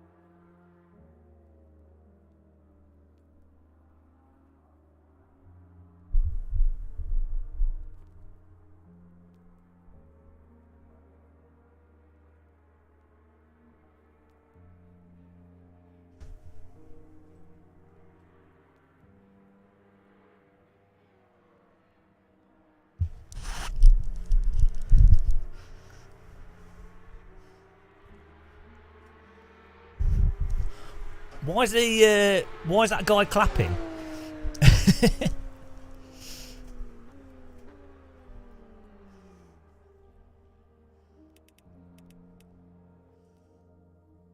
Oh, here we go, guys. Not last in quali. It's time for the race.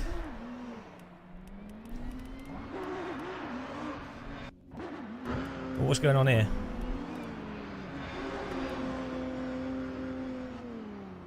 We're having a little gap before the actual...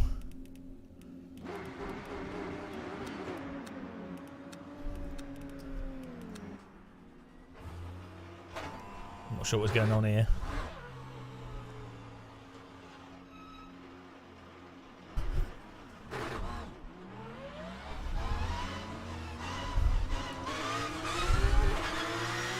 We're having a little practice or something.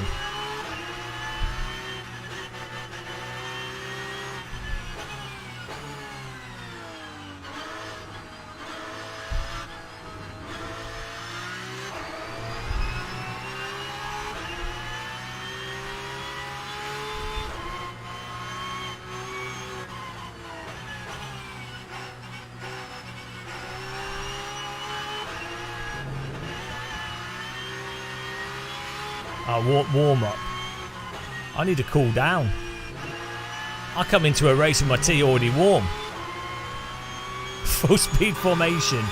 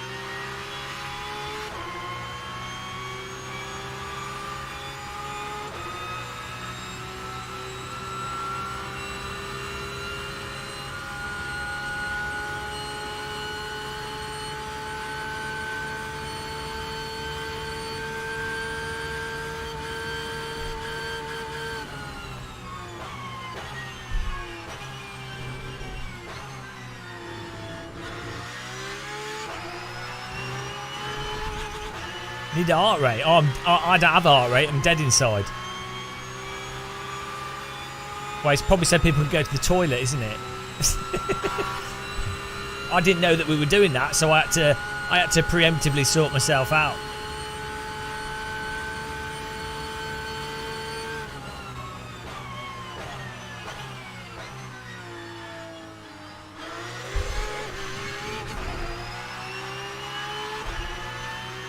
the race before the race.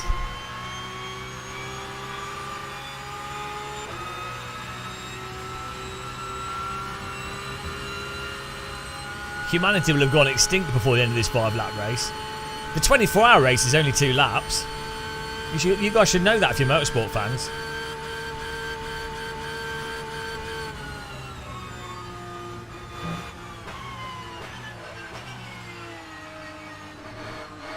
How come everyone's so slow through that corner? It's the easiest corner on the track, and everyone's really slow through that, but they're all right through everything else. Maybe they're running. No, I don't know. Random.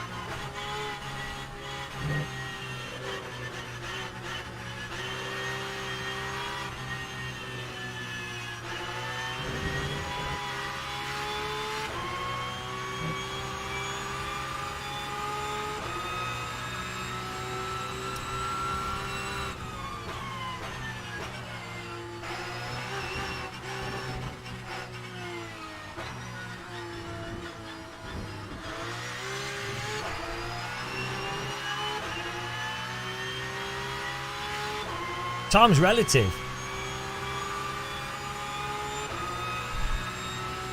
Don't need to watch the tyres. Also, I wasn't sliding through that corner, so...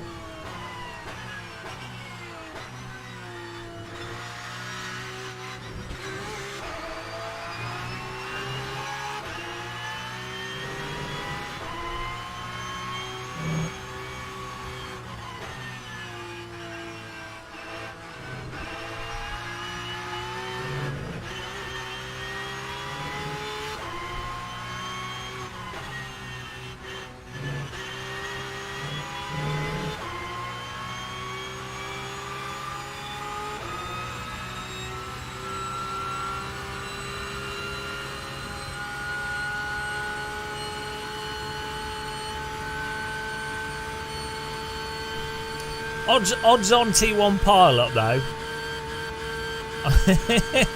I'm looking forward to it. It wouldn't be an all-star race without a really horrendous race start. That's like the tradition of any all-star race. Is some like insane crash at the front that's impossible to avoid.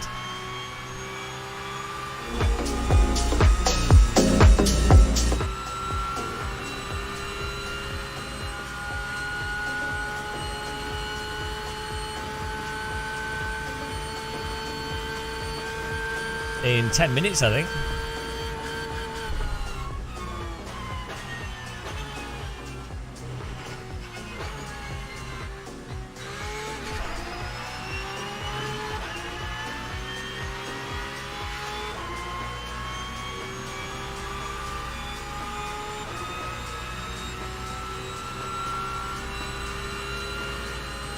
Well, yeah, the All-Star race is in a minute, and then the proper race is I think the proper race starts tomorrow, doesn't it? For the actual 24-hour virtual. The 24-hour virtual quali.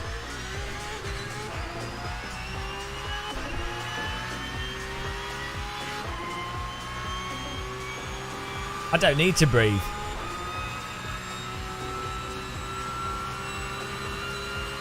Oh, we have been given time frames, I've just forgotten. I was having trouble setting up my camera for Zoom.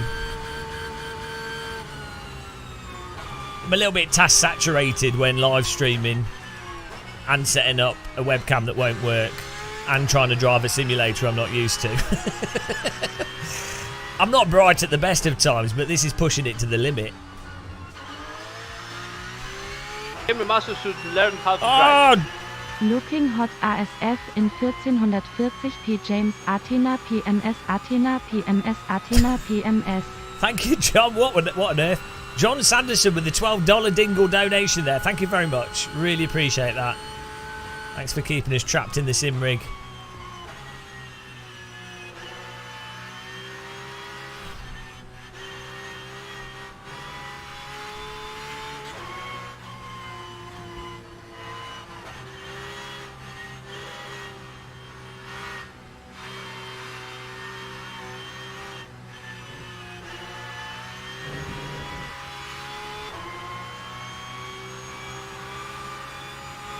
Yeah, I put the YouTube back on 1440p, so it does look nice, I think. Seems we've got the really nice processor.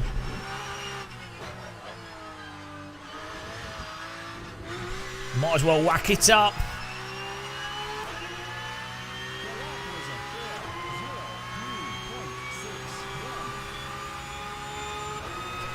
Oh, that was a 403, guys. We're getting better. Proceeds to crash immediately. Oh no, we're done.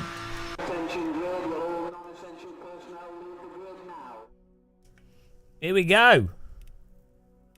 It's on, it's happening. I'm going to assume this setup's all correct. Why wouldn't it be? I don't know where the fuel setting is. So it's all correct. 7 laps we got. It's only a 5-lap race, so I don't need 7 laps, but whatever. It's fine, I can't drive. Here we go!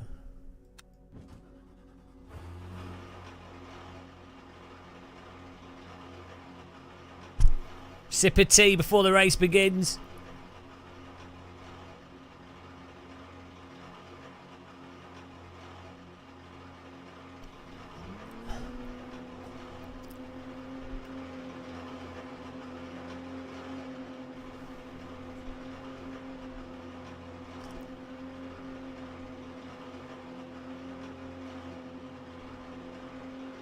Ten seconds.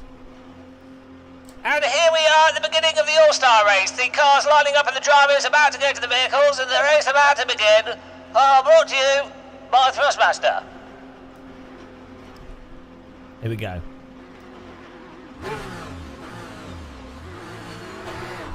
And stalled and can't start the car. Can you imagine? That'd be awesome. Yes, it's fantastic to be at the 24 Hours of Le Mans again. Of course, one of the greatest historical circuits and, of course, one of the premier racing events. And really delightful to see these competitors from all over the world come together. And yes, of course, this is located in the French countryside. And obviously, it does also use roads that you'll be familiar with that are driven by cars in the day. But this is for the race circuit. They've taken over the roads, and that's what's really nice to see this race. And to be at this big event, the pre-warm-up race before the 24, the crowd have all come out, and it's really nice to see. It's really nice to see people out and about after the COVID lockdowns to finally be at a real racetrack. Incredible stuff. As we see the grid back bunching up a little bit here, a little bit of confusion from the competitors. It looks like there's a bit of bargy going on from the bacon, lettuce and tomato team. Unbelievable stuff here. The formation lap, this is the moment where the driver's nerves will be building and rising, and of course the heart rates will be increasing along with those nerves. Nobody wants to be the driver that makes this silly mistake into T1, but you know, as we know from previous races at this circuit, that often does happen when the nerves get the better of drivers. Now, of course, the teams that we're expecting to see perform best here is none other than Team Lidl, and you can see that they've qualified skillfully in 12th and 14th place. Lulibov and James there really leading the way for Team Lidl. What an amazing team to see at this circuit, and Lidl, a brand that we can all trust and depend on. So it looks like we've got another 3 decades until the competitors get to the end of the warm-up lap.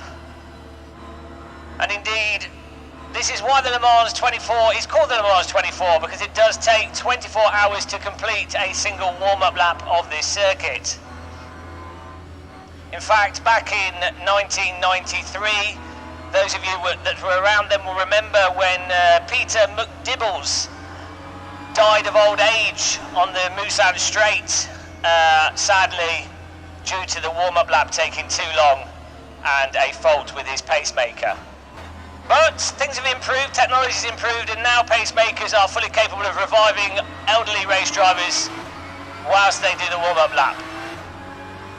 Incredible stuff, and a testament to the design, engineering and safety that goes into modern motorsport.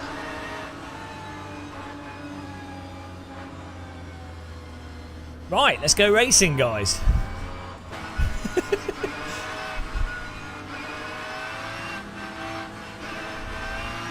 I really don't like that game of muscle guy, he doesn't take it seriously enough. Right, here we go. Nice having all these cars on the screen. Can't believe he gets invited to these events and then proceeds to make jokes.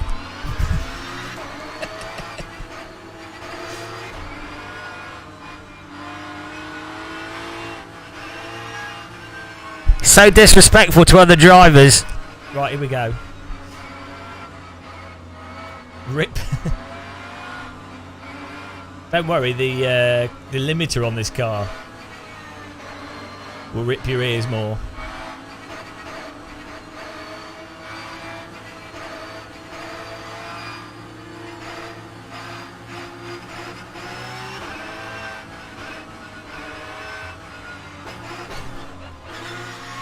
What's going on there? Nearly ran my teammate. That was close.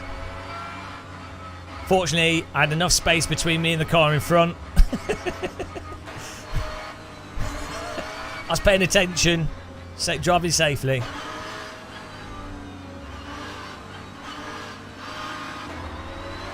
Little above with the mind games. The Kazakh race strats.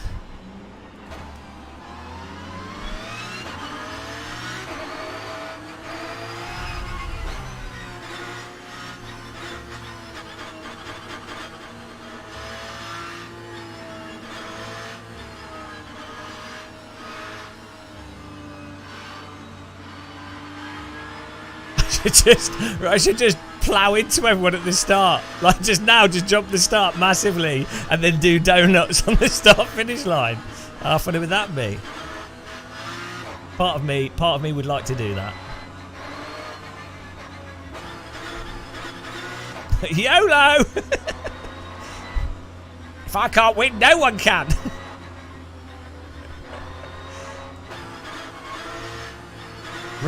Race driver, poor impulse control. Oh, you ready, guys? The pressure is mounting. I think there's going to be carnage. There's going to be absolute carnage. Unfortunately, I put my car right at the back in the safest part of the race. The safest part. We've qualified on the safest position. Lot 46 spraying me with mud, throwing sand in my eyes.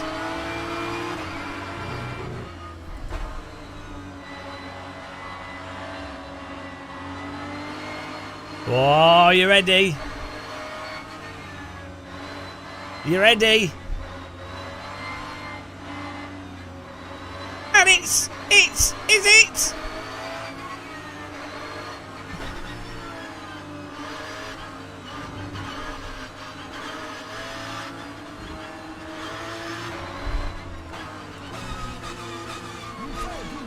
And it's go!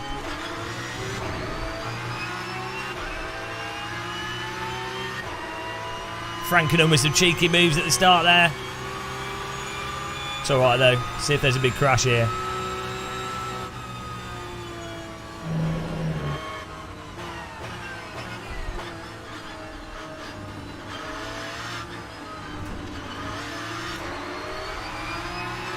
What's the car behind doing? Why is he driving into me? Oh, you noob. Oh, bloody hell. He's just going to wreck us. Is he quick?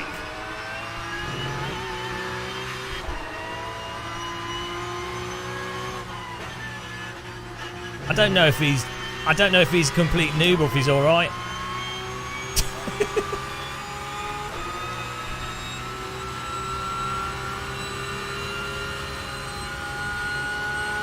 But I don't want to just get wrecked at the start.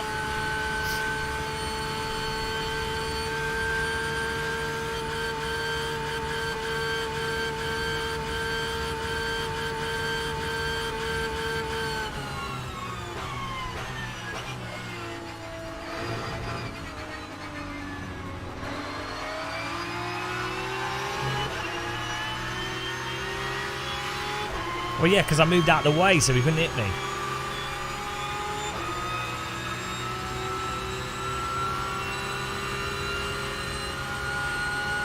Hang on, what's going on here?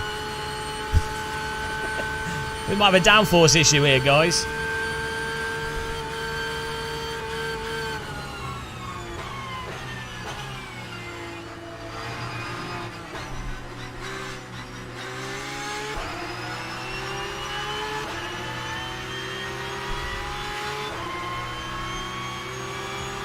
Oh no, we've got an issue with the setup. He's just pulling away from me after the corner exit. Yeah, I mean, maybe we've got... Maybe, oh, I don't know what's going on with the setup. Maybe it reset the setup. Oh well, let's make the most of it.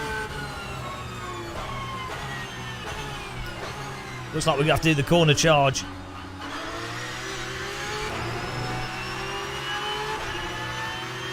No, there's a wing on this. We must have more wing.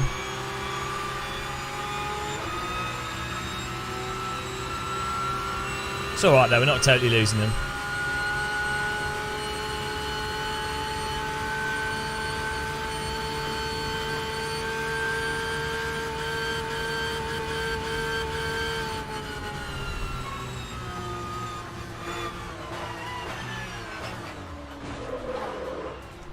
Good overtake. Sorry, Frankenon. One down. I think I killed him. That's one down. It was a good pass. Sorry, Frankenon. I think it was a nice clean overtake. Red flag. Yeah, it was smooth. Sorry to Frankenon for that. I didn't mean to.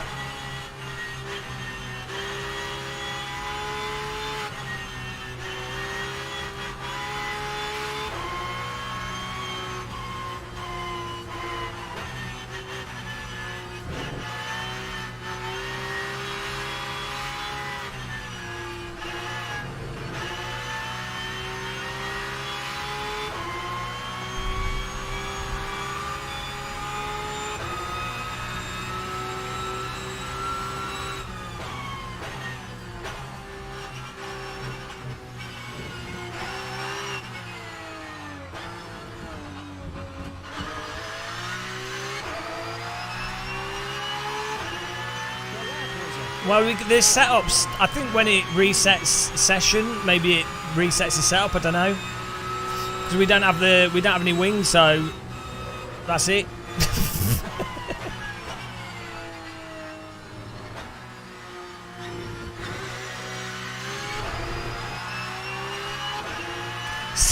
Yeah, no, I didn't mean to hit him.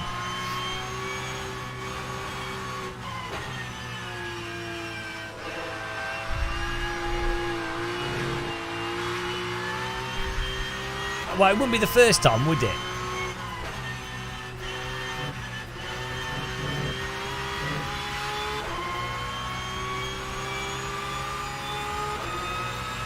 Like this is pointless. Like we're like losing 2 seconds down the straight. Oh God.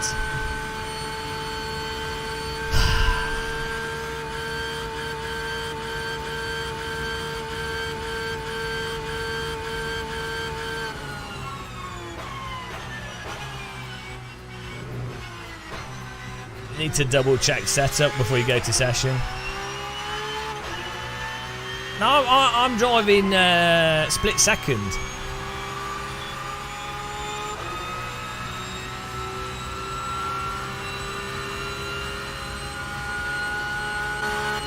Hopefully Frankenon can get back in it.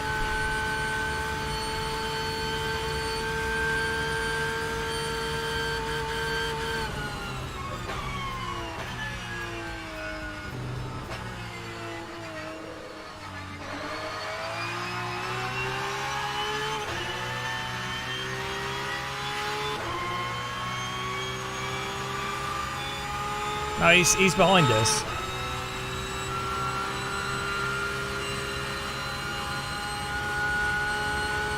Time voltage.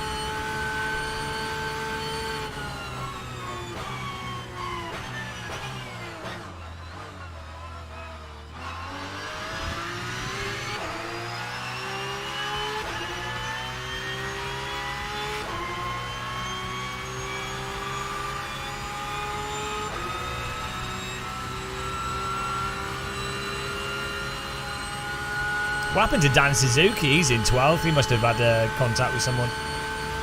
Maybe I managed to punt Dan as well.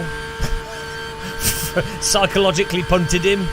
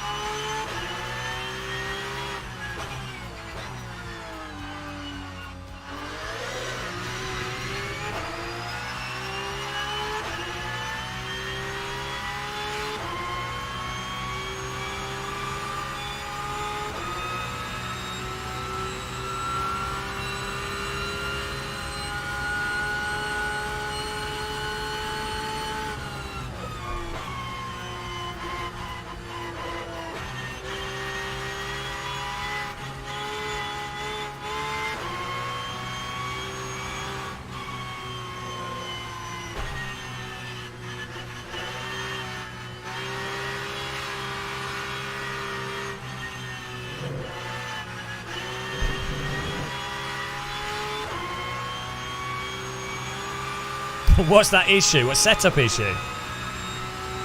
We didn't have a problem in quali because we were, you know, we were following the other car perfectly fine. As soon as it went to race, I'm like, it's as if we'd just gone to max downforce. It's really weird. Yeah, it's weird. I think it must reset the setups when you go to a next new race session or something.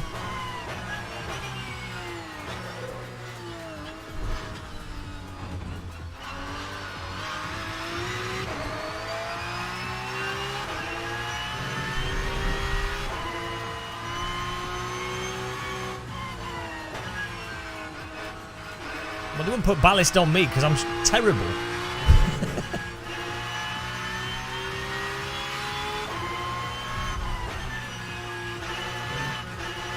The difference is Jardier's actually got talent, so it probably won't affect him too much.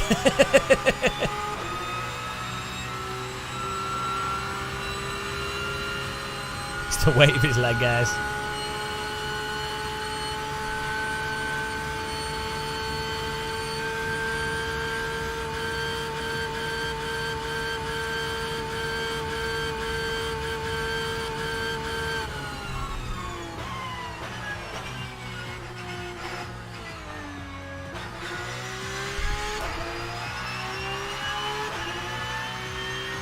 I'm not hard on myself. I'm not good at.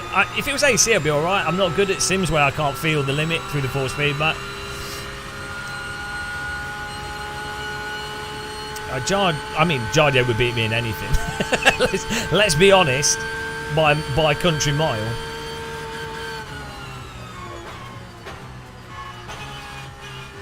Oh no! Oh no! Team Lidl! Well, we got a race with Love 46 now, guys. Hopefully. Yes, let's make it entertaining. Come on. Go and is she streaming now on Twitch, guys? Love 46. Go and watch her. She's quite an entertaining streamer. Chats with the audience and stuff, you know. Here's the battle. Little battle. Give me muscle suit and learn how to drive. Oh, the police. Stop. Uhr under arrest for murder. Oh, no. Drive the car into the nearest wall and assume the police beating position. Thank you, the police. No, I do feel a little bit bad because I know I've met Franklin in real life and he's a nice guy. He's more of a rally streamer than a track driver, but he's old like us, so. He's a good guy. I genuinely wasn't trying to take him out. I was trying to go up the inside and then brake to turn the car, and I just understeered into him.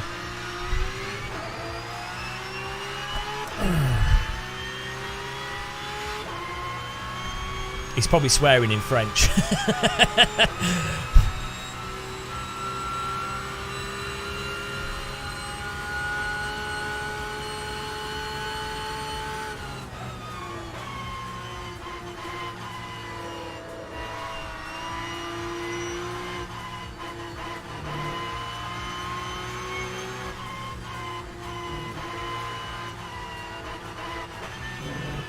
The car's a bit dinted up, innit?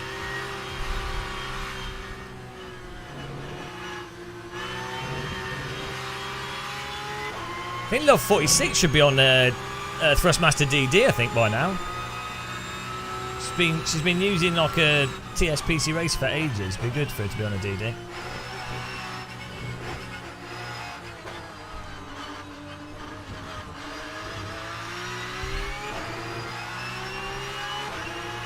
I'm off. Yeah.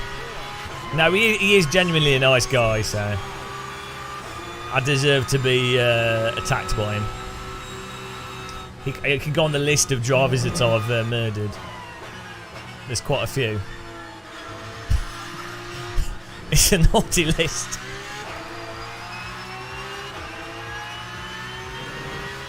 Lilibov Ozetskaskoya. I know I added an extra one in there. Ozaret Skovskoskoy. Ozavet Skovskoya. There you go.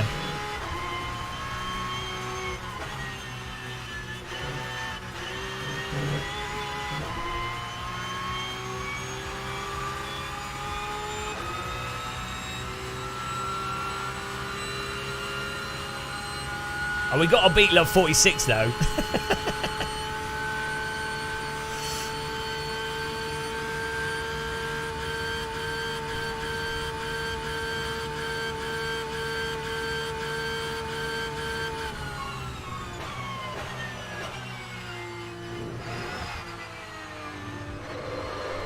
Bloody hell.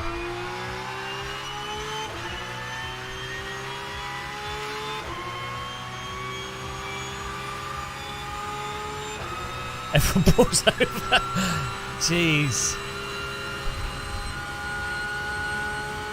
I'm a one-trick pony. Mugello Assetto. It's my crowning gaming achievement. That's it. That's all I can do.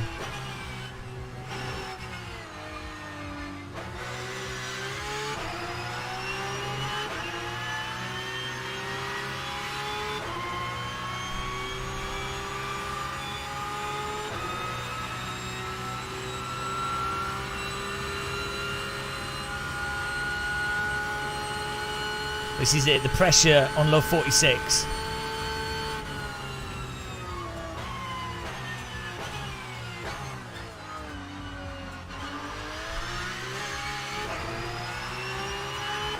I'm trying.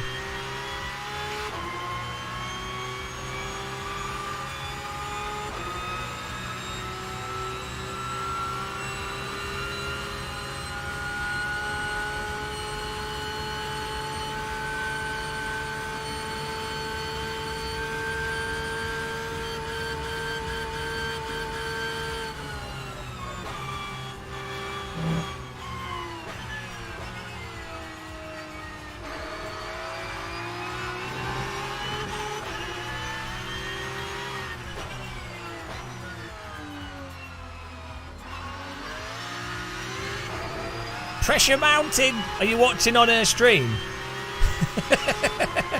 Is she streaming on Twitch? Team Lidl, guys, here we go. This is where the real race is at. Oh, yellow flags. Oh, hello. This could be interesting.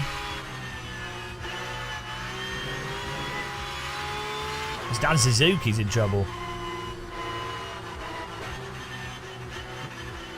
The iRacers are struggling.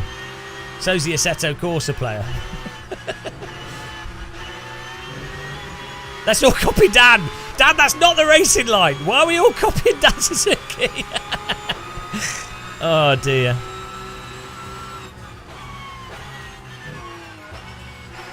The Suzuki line. The freshest of lines.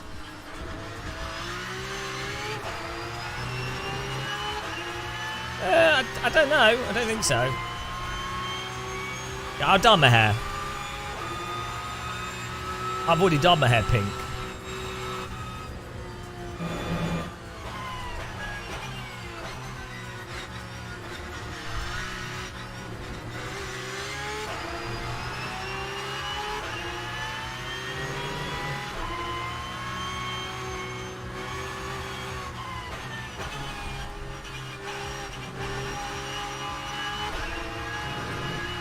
See, part of why I was irritated by that guy at the very beginning that was going to pit manoeuvre me is because I think we're not massively off the pace of the other cars, but if you lose the pack, you're done. So it was really annoying that whoever it was that was last basically forced me offline, which made me lose draft from the car in front, and then obviously the setup.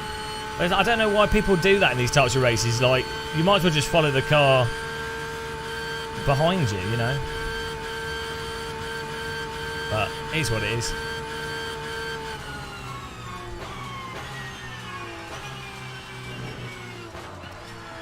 Oh, I just did it. I'm copying Dan. Where's he going? Where you going, Dan? Kebab. German Duna kebab shop. Where's he going? Where is he going? I saw a special offer. I don't blame him. Sometimes you get fed up of racing and you just want to go shopping. And maybe he was a really hot spectator. What's funny is I copied him on the corner entry and almost lost it as well. Taking the bus. Oh, that's a shame because it was nice having all three of us there.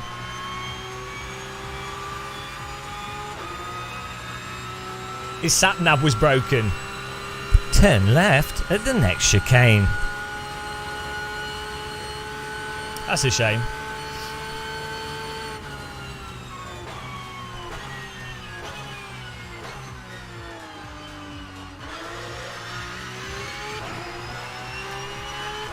Oh, bacon, lettuce and tomato behind us. Love 46 in front. We've got to get her. Come on. I'm going to have to really pony it through the fast corners. We seem to be faster through the sweeping corners. Oh, that's good.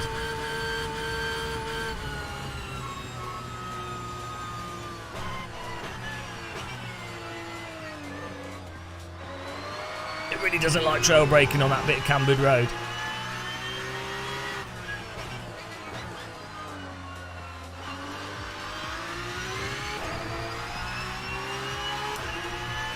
Come on, love 46.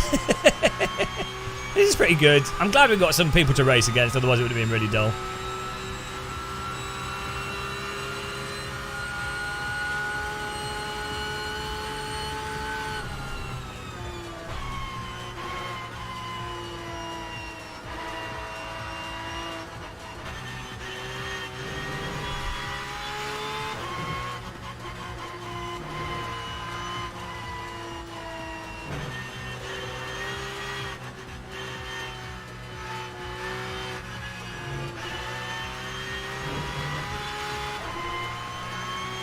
Right, just try and send it over the chicane.